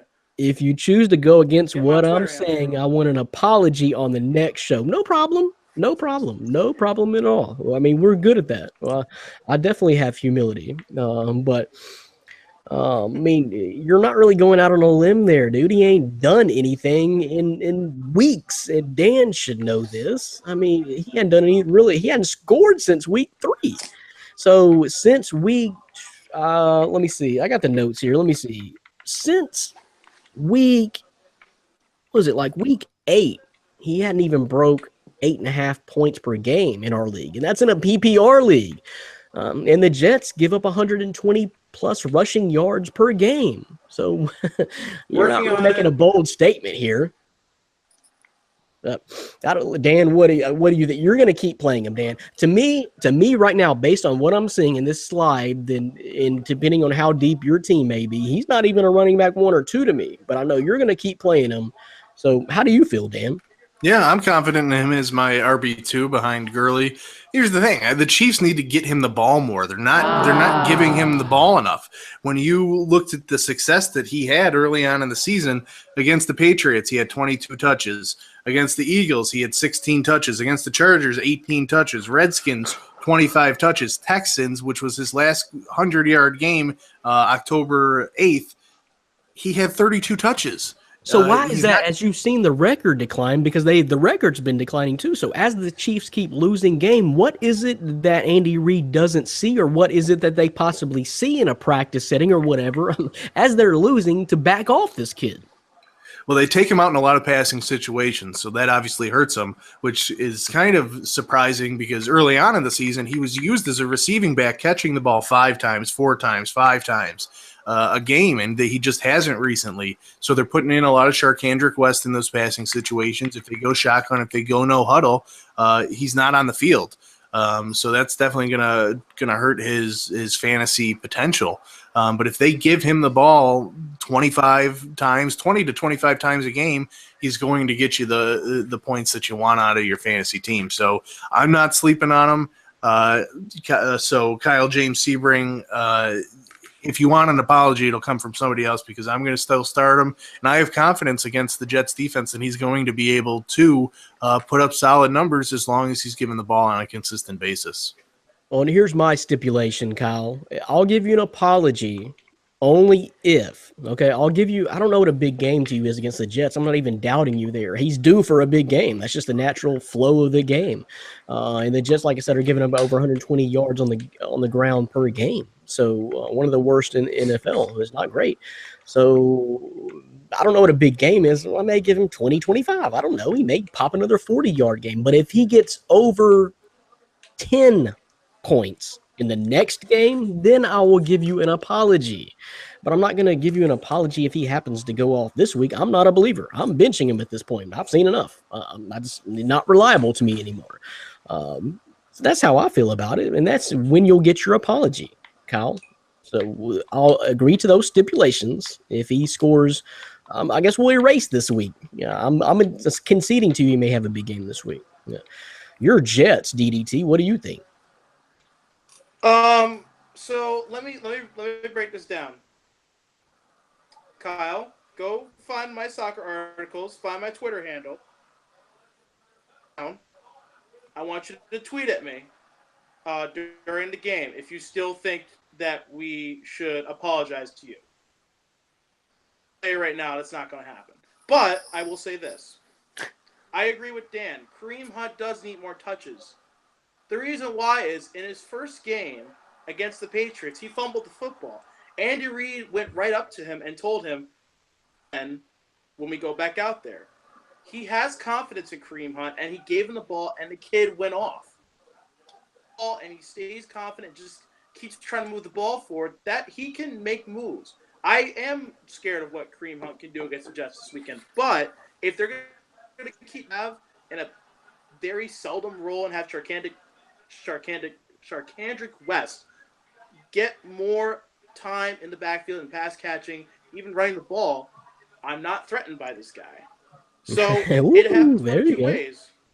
I'm not threatened by him. If he is being kept in the role he's in right now, he will not do jack. If he is brought back to week 1 and given that chance, oh yeah, he's going to go off. But because we know that no one deviates from what's really working right now, they're absolutely bottling this entire season. So they may actually go to him. And that's the thing. If they stay on the track they are, that's what I'm saying. I think they have to go a different direction. Stop at the station and get on a different train, go in an opposite direction from whatever they're doing, because they're about to lose their playoff chances, and they're in the AFC West, which is actually garbage this year. The Kansas, I meant to say San Diego, when I was going to be wrong there too, but the Los Angeles Chargers are the ones probably in the favorite to win this division now. Which is shocking. It's not been great. It's not been great football there, so they've missed a huge opportunity in the Chiefs. So going opposite direction, yeah, you better get back to what you were doing. Orlando, what do you think? What's your confidence level in Kareem Hunt right now? Man, yeah, I know it's tough because I have Kareem Hunt in the league, and I've actually considered benching him over Rex Burkhead because Rex Burkhead has been kind of outperforming him lately. But I'm going to keep playing him because just like as you mentioned, you know, the Chiefs, they're going to have to do something to stay in the playoff contention. And I thought after the bye, you know, Andy Reid, you know, the Chiefs would come out and we would see them kind of bounce back. And they just lost so many games lately where I'm going to have to play Kareem Hunt this week because that possibility that he goes off for another 25, 30-point game. Then they're going to have to go back to what they were doing to stay in the playoffs. And it's not so much losing faith in Kareem Hunt. It's really the Chiefs' offense. I have no idea what the hell they're doing over there. So I don't put that on Kareem Hunt. It's more on the Chiefs' offense. Yeah, I agree with something you said, Orlando, that he could go off. He very well could go off. I'm not going to doubt that. And if I'm Dan, I'm probably playing him this week for sure. Of course, I would be because I don't have any running backs. But even if you had a somewhat deep team at running back, then you got to take that chance. But I don't see it for the rest of the season. I'd be very, very cautious. So I laid out the rules for you, Kyle. We'll see if that comes true. Real quick, guys, got a breaking NBA news headline for you that Kristaps Porzingis has been helped to the locker room with what is being called a significant knee injury. What that means. And there goes our season. Okay, well, I'll see you guys later. There you go. In the corner now. See you, Dylan. Bye. Oh, come on! significant knee injury. You gotta be kidding me. Question is, who owns him in gotta our be kidding fantasy me. league? Do you guys know, or you don't own him, DDT? Who owns him in our fantasy league? Do you know offhand, Dan? Oh, to hell with I the do fantasy not, league, man. Yeah. That's true. The team is doing good. I'm sorry, DDT. I'm sorry for the disrespect. Oh, And can we get a? All Oh, right, what's that? Oh, career ending. the Knicks are doing Hey, good hey, this year, hey, and hey, that hey, sucks. hey. That sucks for you. Hey, not career ending. Yeah, Stop that's that. correct. So we'll Stop see. Stop That's just early reports helped off the floor. We'll see. Oh. But man, that hurts. He doesn't have a knee anymore. Yeah. Let's go to the next. What? I gotta. I need to go watch the video now. Let's Now I go need to the see what next happened. NFL question to wrap that up. Then we'll get into some NBA. But the next one comes from Victoria Benavidez. Should I cut Ingram now that Eli is benched? I know Dan made a definitive statement on Facebook or yesterday or whenever this happened. I don't even remember now, but Dan doesn't think so. What's your take on this? Eli's benched. They're going to play either Geno a little bit, Davis Webb a little bit, maybe Eli for a little bit. Who knows? But you don't think this – the question specifically is about Ingram. But, Dan, you were making a statement about all Giants. Yeah.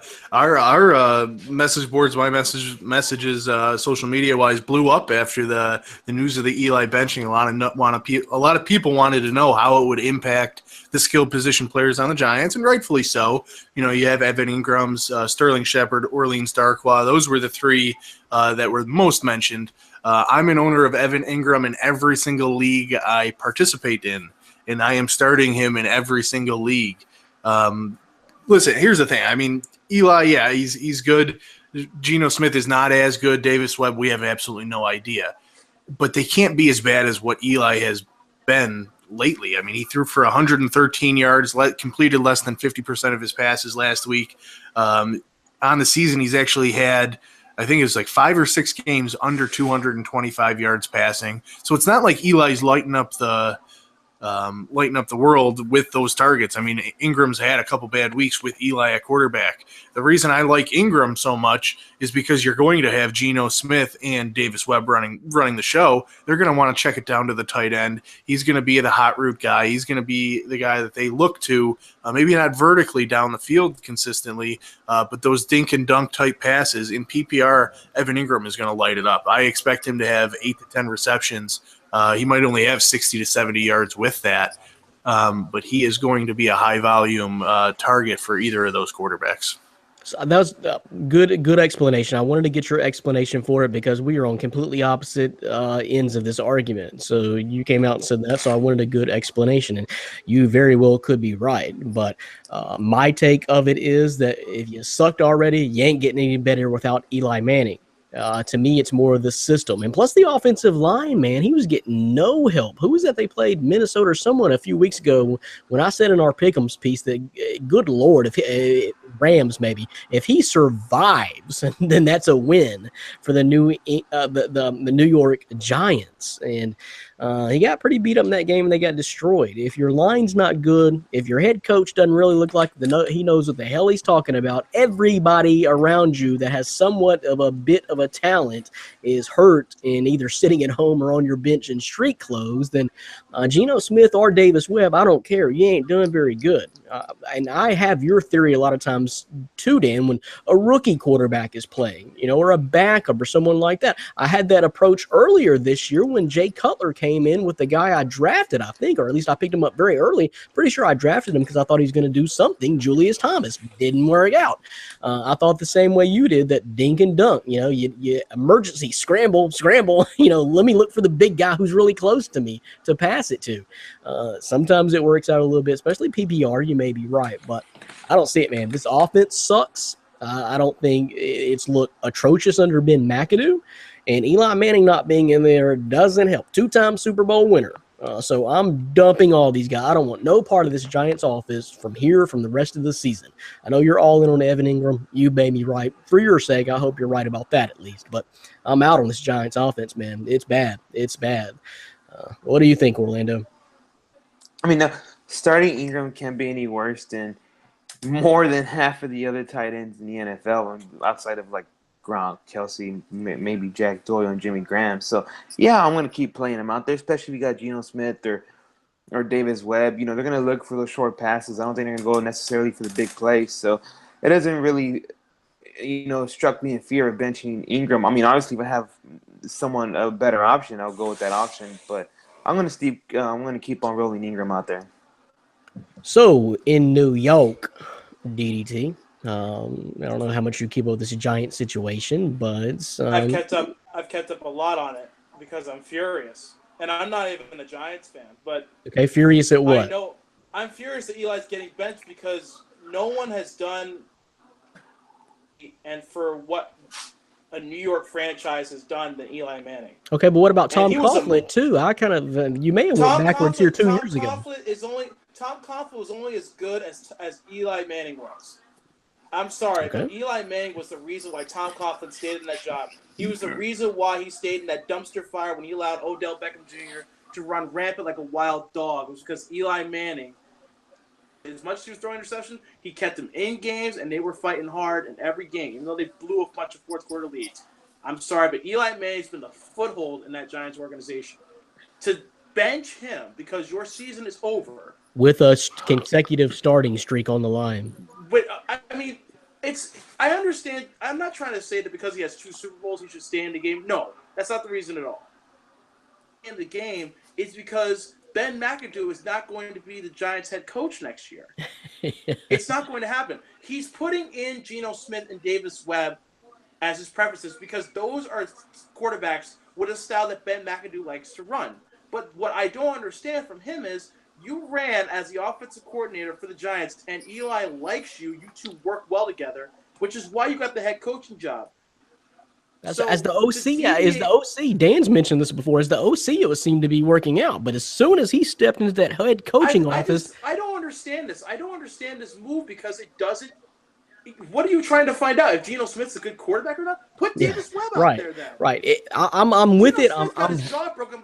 I'm behind it if this is to save Eli for next year and possibly, hopefully, the new head coach, then okay. But for reasons, if I was Eli, I'd retire. If I'm Eli, I'm wanting a trade.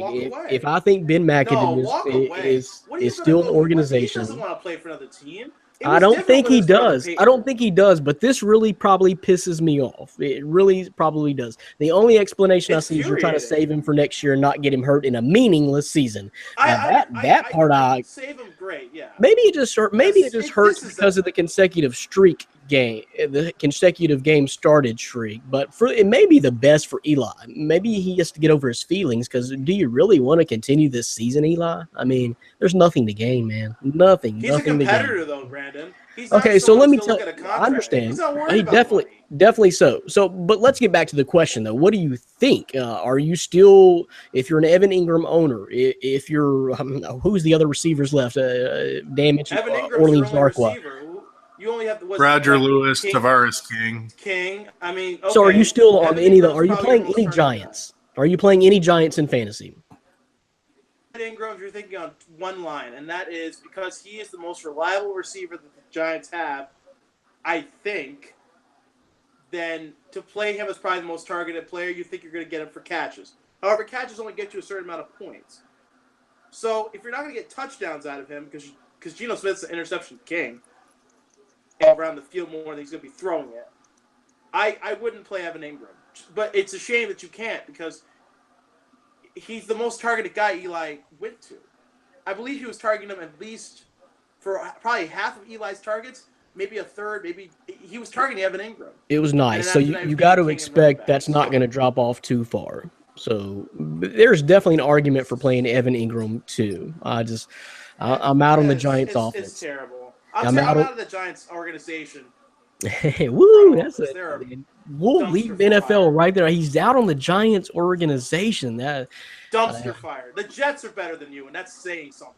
It is. It is. In a year where the Jets were supposed to be the worst team in football, when them Giants got them beat by a mile. We're not great, but we're doing a lot better than the 0-16. A lot better. So we'll end the NFL talk right there. I think that's our last NFL question. Yeah, that was Victoria Benavidez. I appreciate the question, and we'll see what happens. If I don't know if you're just an Ingram fan or a New York Giants fan, or maybe just a concerned Evan Ingram fan, but be careful. Appreciate it. What we're going to do is talk NBA next. A lot to get into, particularly with my Grizzlies and Orlando San Antonio Spurs, who happen to be playing tonight. We're going to talk about that next. You are listening to and watching My Fantasy Podcast from MyFantasySportsTalk.com. We appreciate you guys. I am Brandon Reed. Dan Schalk is my co-host. We got Orlando Torres and DDT causing ruckus up in here today with all that New York flavor. So much to talk about with the New York sports going on right now. Just talked about the Giants. Just talked about Kristaps Porzingis possibly going down with a significant knee injury. Ankle. The Knicks. It's the ankle and it's bad. It's the ankle and it's bad. He's seen it. Oh God. That thing took a 90-degree turn and then turned Are left we onto Lexington Avenue. That is not bad. quite a Gordon Hayward or No, not as bad as Gordon Hayward. If you're thinking about legs, then Gordon Hayward tops. You think about ankles, that's pretty bad. It's worse than I broke my ankle. Like I looked at that, I was like, oh wow, that's even worse than mine. so I did the same thing that he did in basketball. It was bad. Sorry for all the New York karma on today's show. Oh, it's karma, all right. From hiring Phil Jackson. Yeah, we're getting our karma. It's happening. There's that truck. There's that truck. Now you're trying to take me out in the rankings. I hear it right there. The truck is backing back up the over truck me. out. Hey, come on, man. I'm 4-7. Leave me alone. Okay. So let's get into NBA. Nick's first one comes from Nick Pertins, who wants to talk about them Grizzlies. I don't even need to really read his question. I can paraphrase perfectly, but I appreciate Nick's words, so I'm going to read every single one of them. Brandon, are you still as shock as I am? I never saw Fizdale firing coming, even with the Gasol dispute. Listen, I love Mark, but if we trade him at the deadline, we sided with him over Fizz, who I think is a great NBA coach, and he won't even be on the team come March.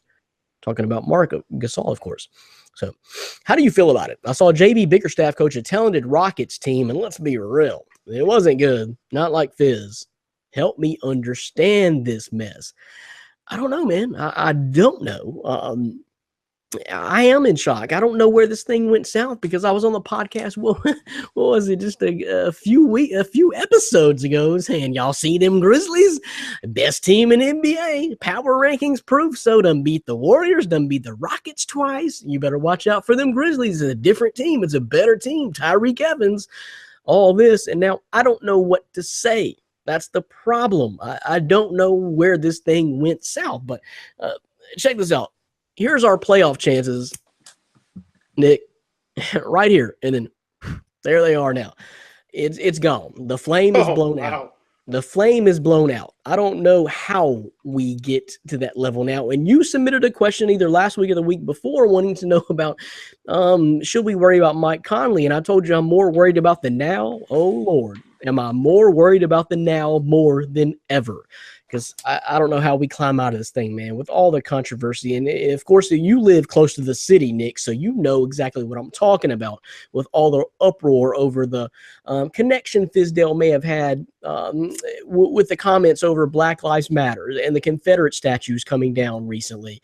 So a lot of people have taken it upon themselves, like LeBron James. I'm usually not bad on LeBron James. I like what LeBron James typically does, is being just a worldly figure, okay, a very public figure, and being outspoken about some things. But I'm seeing, brah, sometimes you don't know exactly what you're talking about. This has nothing to do with Fizdale's comments. For the most part, within the city, he was beloved because of that. He was beloved. Take that for data.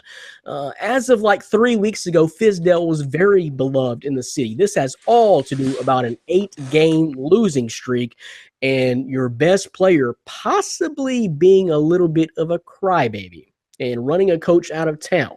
Once your $100 million man speaks up, then if heads got to roll, heads got to roll. So I don't know where the disconnect is here, but I'm totally at a loss. I don't know what is going on within the organization. It seems as if JB Bickerstaff has been handed over the keys yet. Had no problem with JB Bickerstaff, but it's not where I would have foreseen us at this point in the season, and just a couple of months in all this happening, and Mike Conley hurt, which he should be back in 2 to 3 weeks. So that's good news, I guess. That's what I projected about Christmas time. Hopefully, best case scenario. But I don't know, man.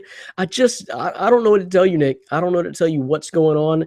And you mentioned trading Marc Gasol while the value is high before the All-Star break. And I got Kevin McQuaid, Dan, on the website today asking me about on the chat board asking me about that today. You may have seen that. He was asking me about a possible trade for Conley, actually, for Phoenix, but everybody knows now. That's the point. Everybody knows, and at this point, you might be better. Because, and I've said this before, no one's beating Golden State for the next 2 to 3 years as long as they stay together. So everyone's playing for second anyway. Is this the time, Dan, when you go ahead and trade Marc Gasol?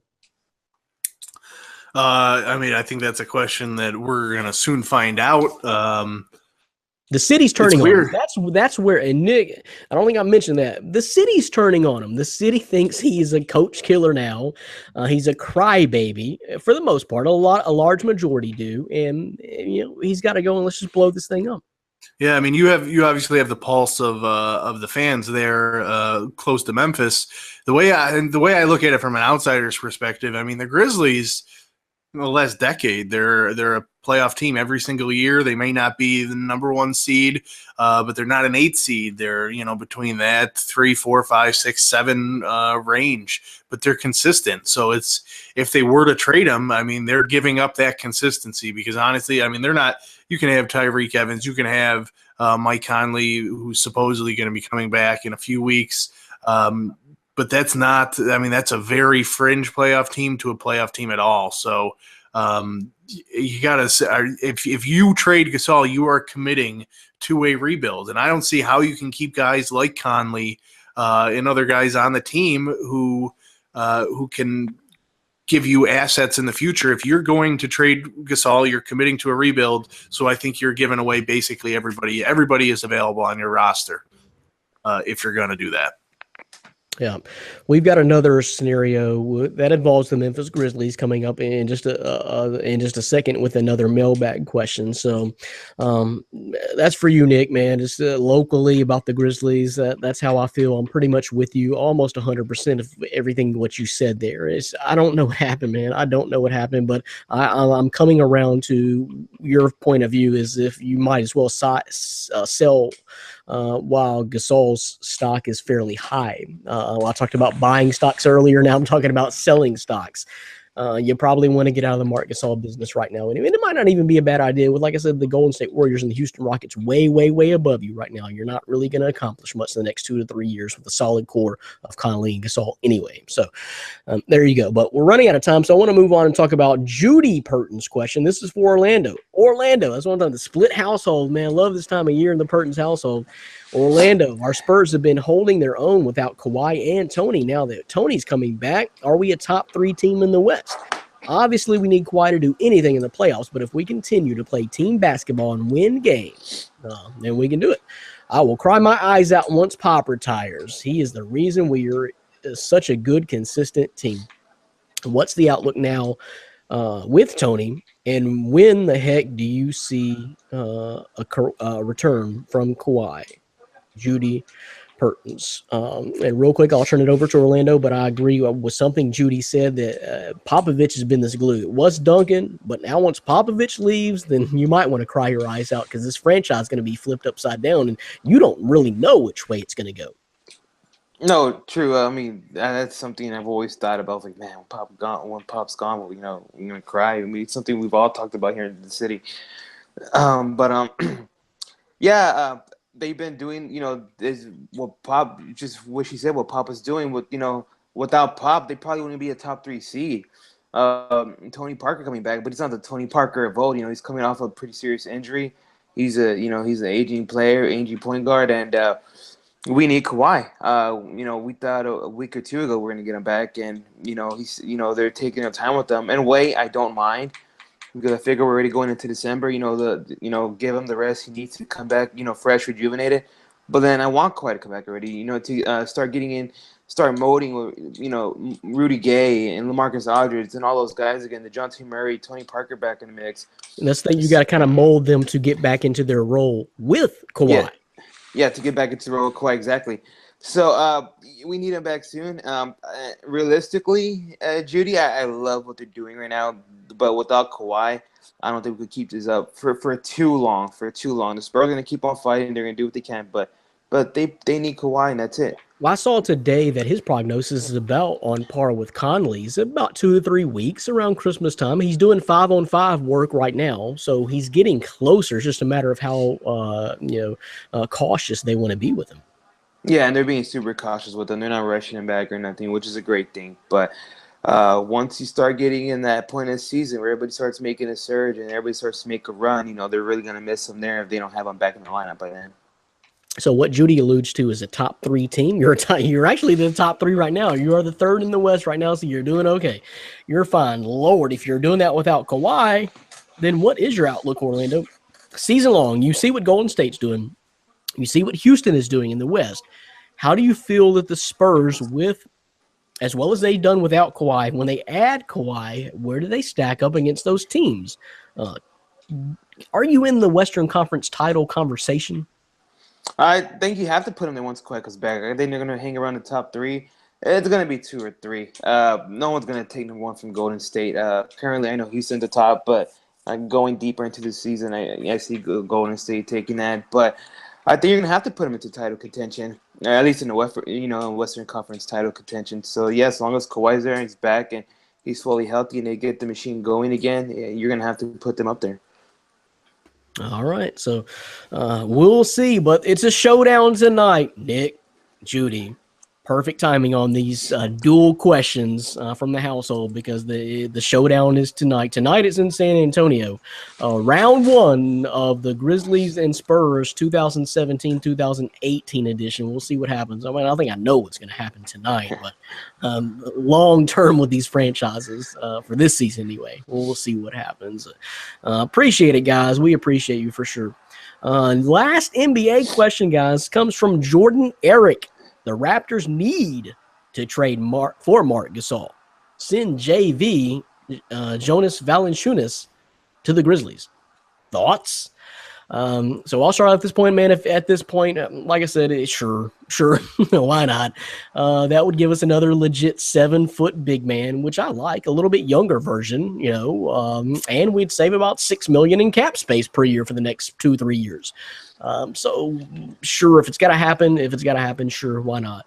What I'd like to do is trade Mark and Chandler Parsons' contract to Boston for Brad Stevens. Can we do that? Can we work that out somehow? I don't know if the Celtics could figure that out financially, but that's what I'd love to happen at this point. And just really blow it all up. But man, how good of a coach is Brad Stevens, man? I like him a lot, but it's not out of the realm of possibility, Jordan. It's not a bad scenario. I don't know if you've been playing Trade Manager or what is it? Was that game on ESPN or whatever?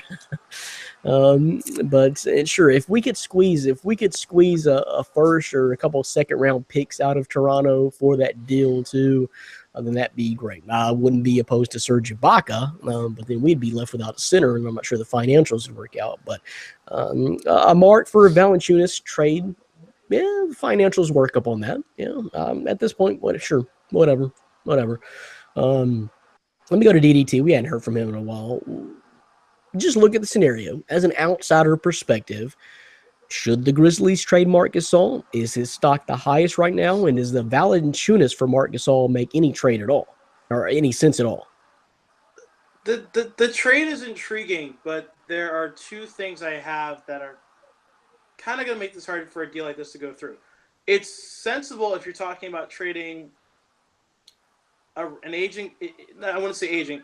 Marc Gasol is a great player in his time right now, and he contributed greatly to Toronto, especially how they love to play in and out. They're a very in and out type of offense. They like to go into the post, back out to the wings for DeRozan or Lowry or their swing man. And they need a shake-up. Marc Gasol would be a shake-up. Marc Gasol does well. He'd be a great offensive piece in there and a good defensive piece. But My problem is who is really the better player right now? Because you're talking about going forward. If you traded Jonas Valanciunas from Toronto for Marc Gasol, you're talking about getting a player who you know is a coach killer. I mean, let's just put the staple on it like it is. It's possible. He is not it's, someone it's, that it's possible. And right, is Dwayne Casey, and Dwayne Casey's still coaching Toronto, right? I believe it's still Dwayne Casey, or do they have a new coach?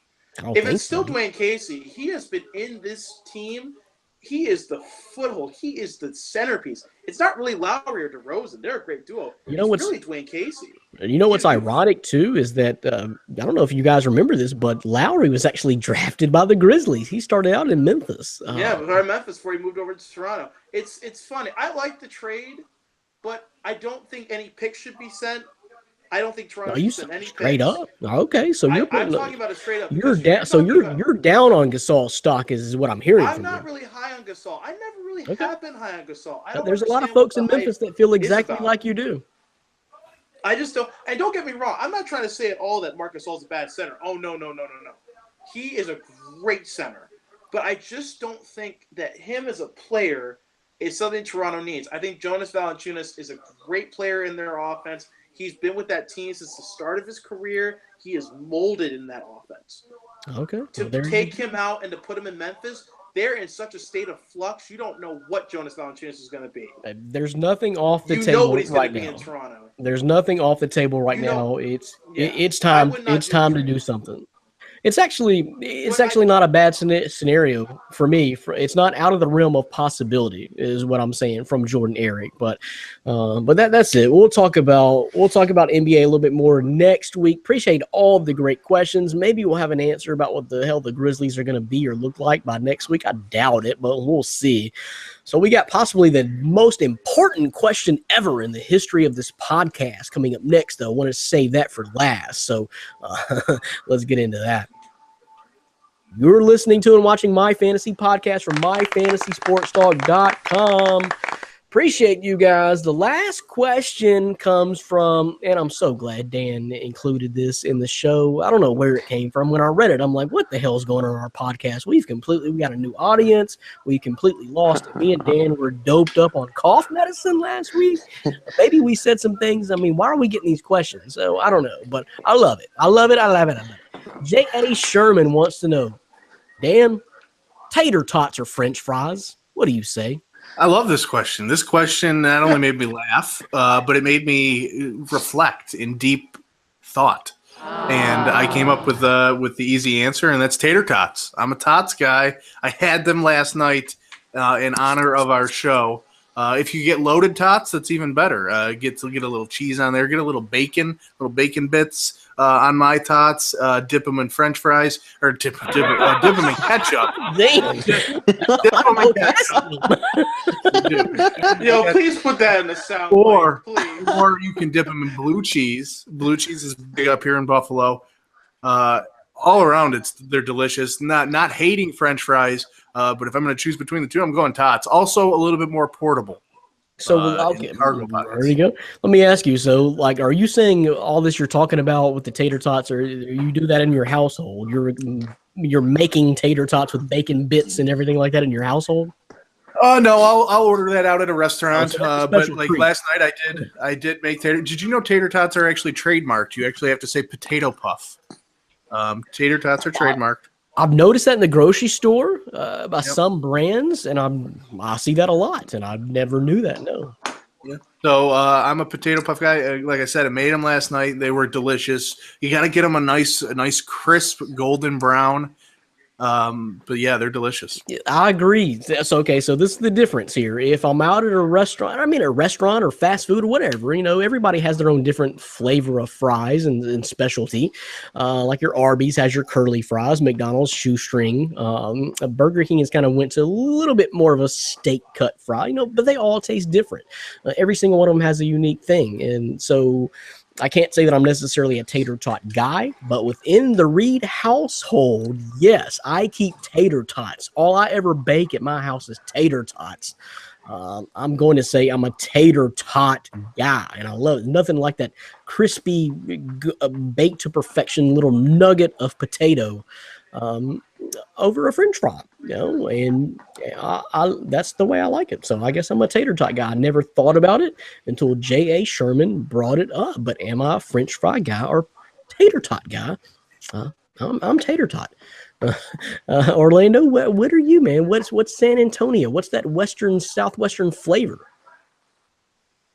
Well, I am myself am a potato puff guy, if you will. Potato puffs. Yeah, You you better for legality purposes. Thank We're you. gonna get a bill.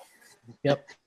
with some chili and cheese on top, potato puff sandwich, whatever it is. I prefer tots over the fries. Not big on the fries overall. So tots all day it is for me. And dare I ask, DDT, what's your answer, dude? Are you a French fry guy in New York, or are you a tater tot guy, huh? No, see, I am a French fry guy from top to bottom. I'm really honestly, and Dan, you can relate to this. I went to college in Rochester for a little while.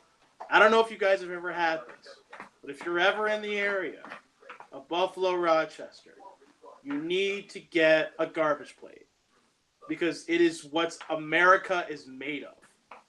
And I Garbage?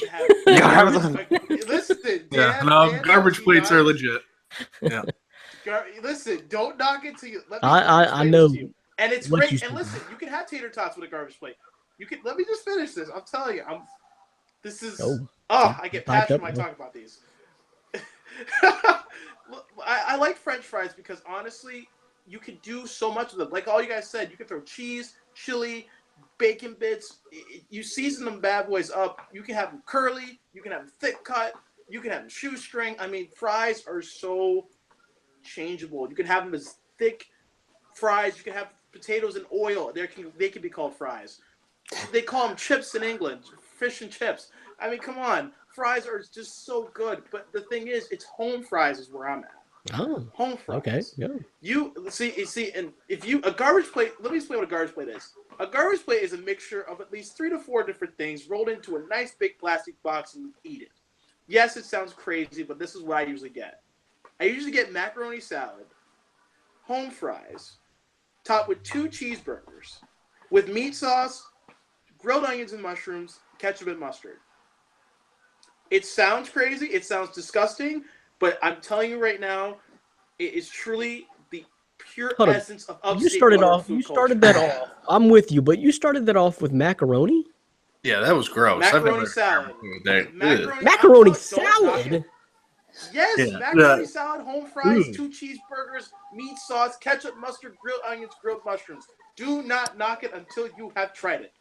Listen, I'm all about garbage plates. I had throughout one of the colleges I went to, Fredonia, great late night spot. Hit it up at 4 a.m. when the bars would close. Yep, same. Get yourself a nice big garbage plate. But I would never put macaroni salad on it. I would have hamburger, hot dog, chili, French fries, cheese, and yeah, I would fall into it late night. But they're delicious. But I mean, macaroni salad. Then I can't talk to you either. What? 'Cause you're Okay, crazy. well, I don't know and I how. first thought he was talking about macaroni and cheese, and I'm like, well, macaroni you and can have cheese almost macaroni goes and with cheese. everything. But you said can have macaroni macaroni and cheese. salad. Macaroni salad. I'm telling you right now. I have had this garbage plate the same way since I was a freshman in college, and every drunken night after a good frat party, pots, getting plates, and that's what I had. And listen, when I ordered it, they didn't look at me crazy. They were like, "This kid's on to something." You know, I don't I'm know that telling you are. Maybe not on to something. Maybe you were just on something. I was on a lot of Yeah. Heinekens and a lot of Heinekens. So many Heinekens. It's- So, Good answer. Good answer. J.A. Sherman. That could have gone south. I was about to say that could have gone south. You see what you Oh started. no, I put a sponsor bid in there, man. I'm hot on my feet right now. I threw like, nope, throw the Heineken bid in there. Come on, this is your only shot to do it. The macaroni salad. Yeah, you lost Don't me knock in it till you macaroni try it. salad. Don't fall away from this, guys. I'm telling you. I'm gonna come on the podcast next time. I'm gonna have a garbage plate in front of me. I'm gonna show it to you, Okay. and I'm just gonna show you what I'm talking about. And you're gonna watch me eat it through the entire podcast. Oh gosh. And everyone's gonna look at me. We like I'm already crazy. seen Ryan eat cereal on this podcast. So I We don't- did, yeah. Wait, he's eating what? Cereal, Oh Cocoa God! Puffs, Someone send me the link to that. I gotta go. Fruity back and watch Pebbles. that. No, man, Cinnamon Toast Crunch. What are you doing? I'm telling you what Ryan was doing. Yeah, Ryan that really needs happened. to- Oh, I got That really happened. for that one. That's You never all right. know. Well, the garbage plate. Well, the garbage plate will certainly supplant that as the most notable moment of. Guest it'll hosts. be the most colorful. I assure you.